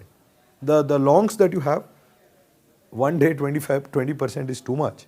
Of course, those of you know about October 1987 know that this can happen, but let's say 5%. You're so lucky that the portfolio that you're short on, the stocks that you're short on is down 5%. Now on day one, you're making a huge, huge profits. Let's be realistic. Let's make +2 -2. It's more realistic. So you're making how much on day one? 4%. 4% is huge for one day. Suppose you start with the 100,000, you're having 4,000 straight away. Now here is the role of your mind. Your mind will start telling you, let me get out of this. I made this money. What if tomorrow this reverses?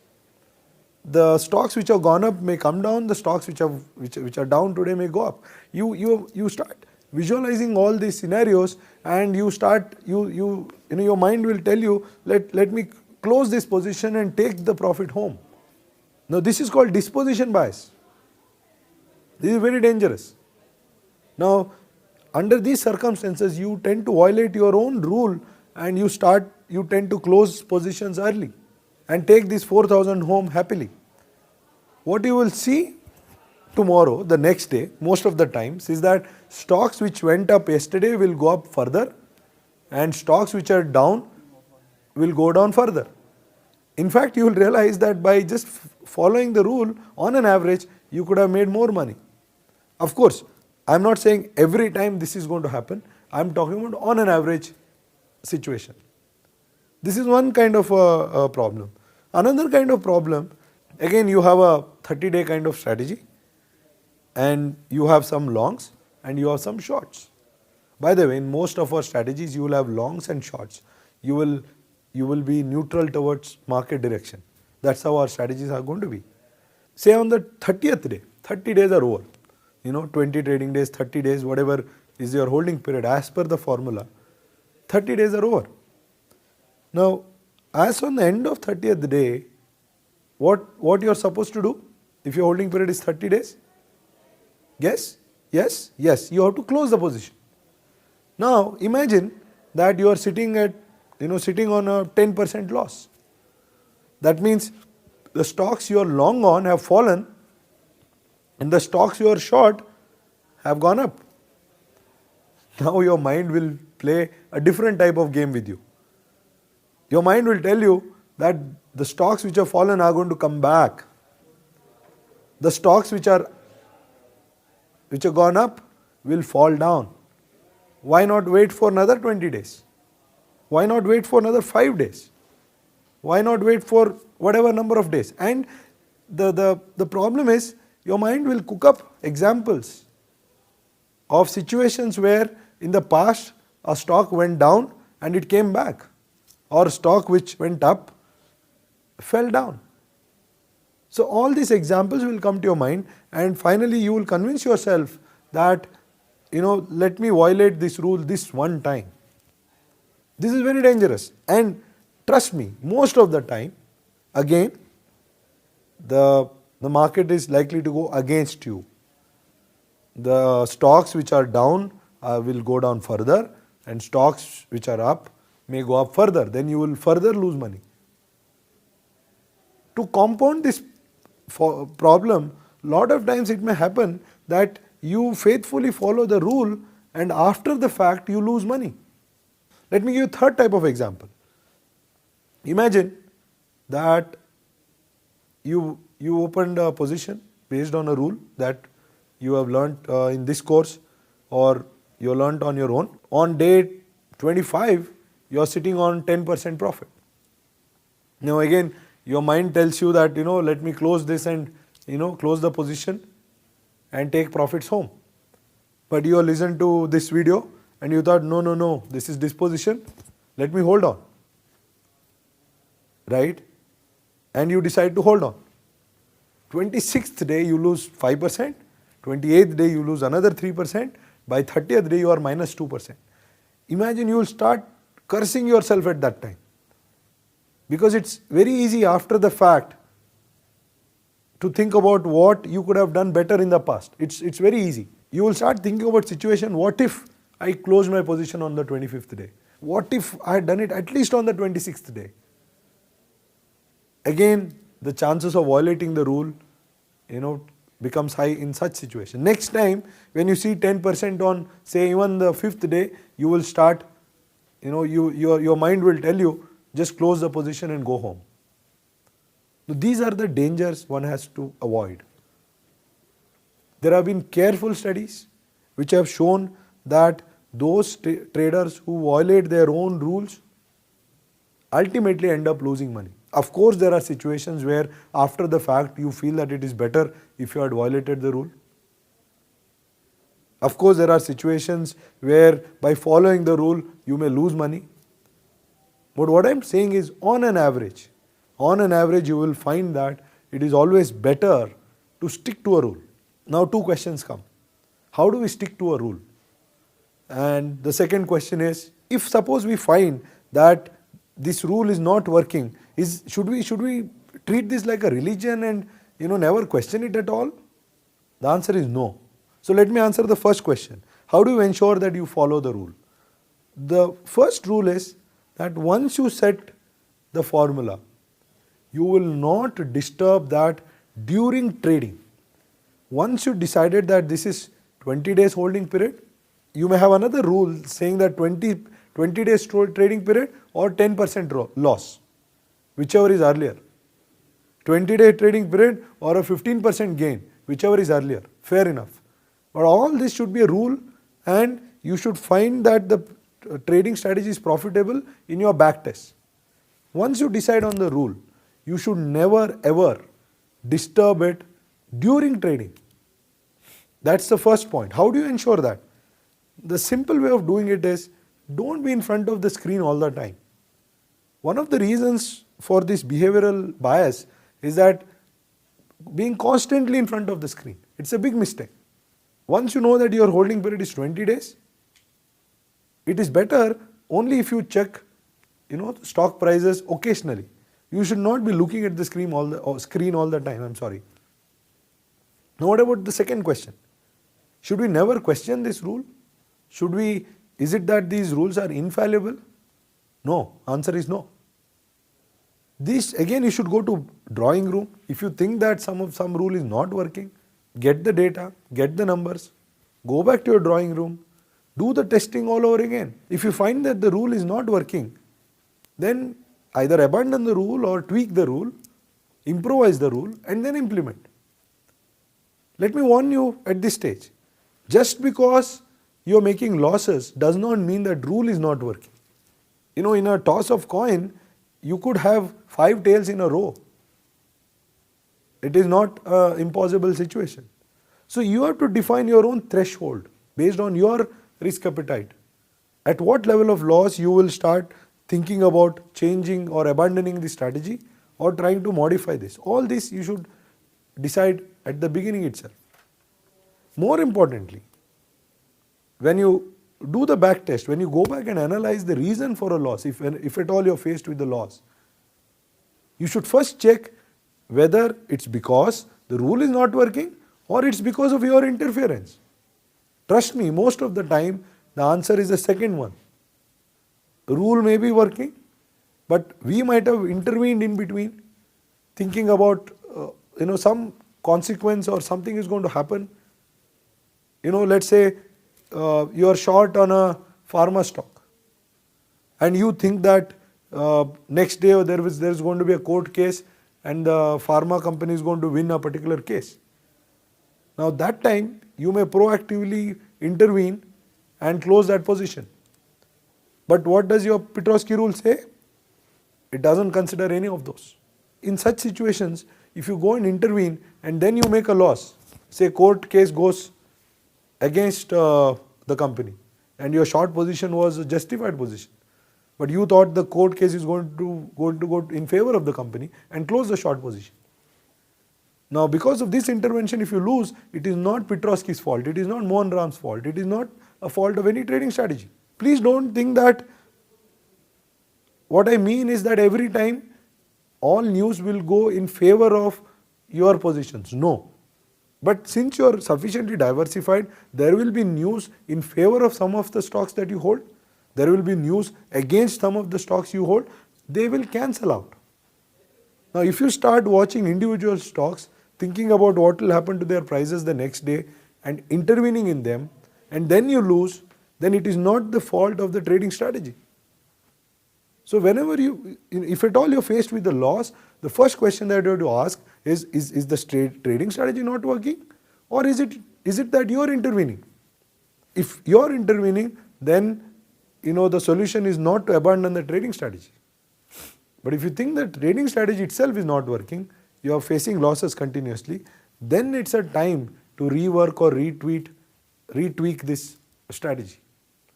So this is very important. So that is why the most important thing here is discipline. Getting knowledge of this strategy is not very difficult, trust me. You follow this module of ours, and we are also going to talk about how to implement this.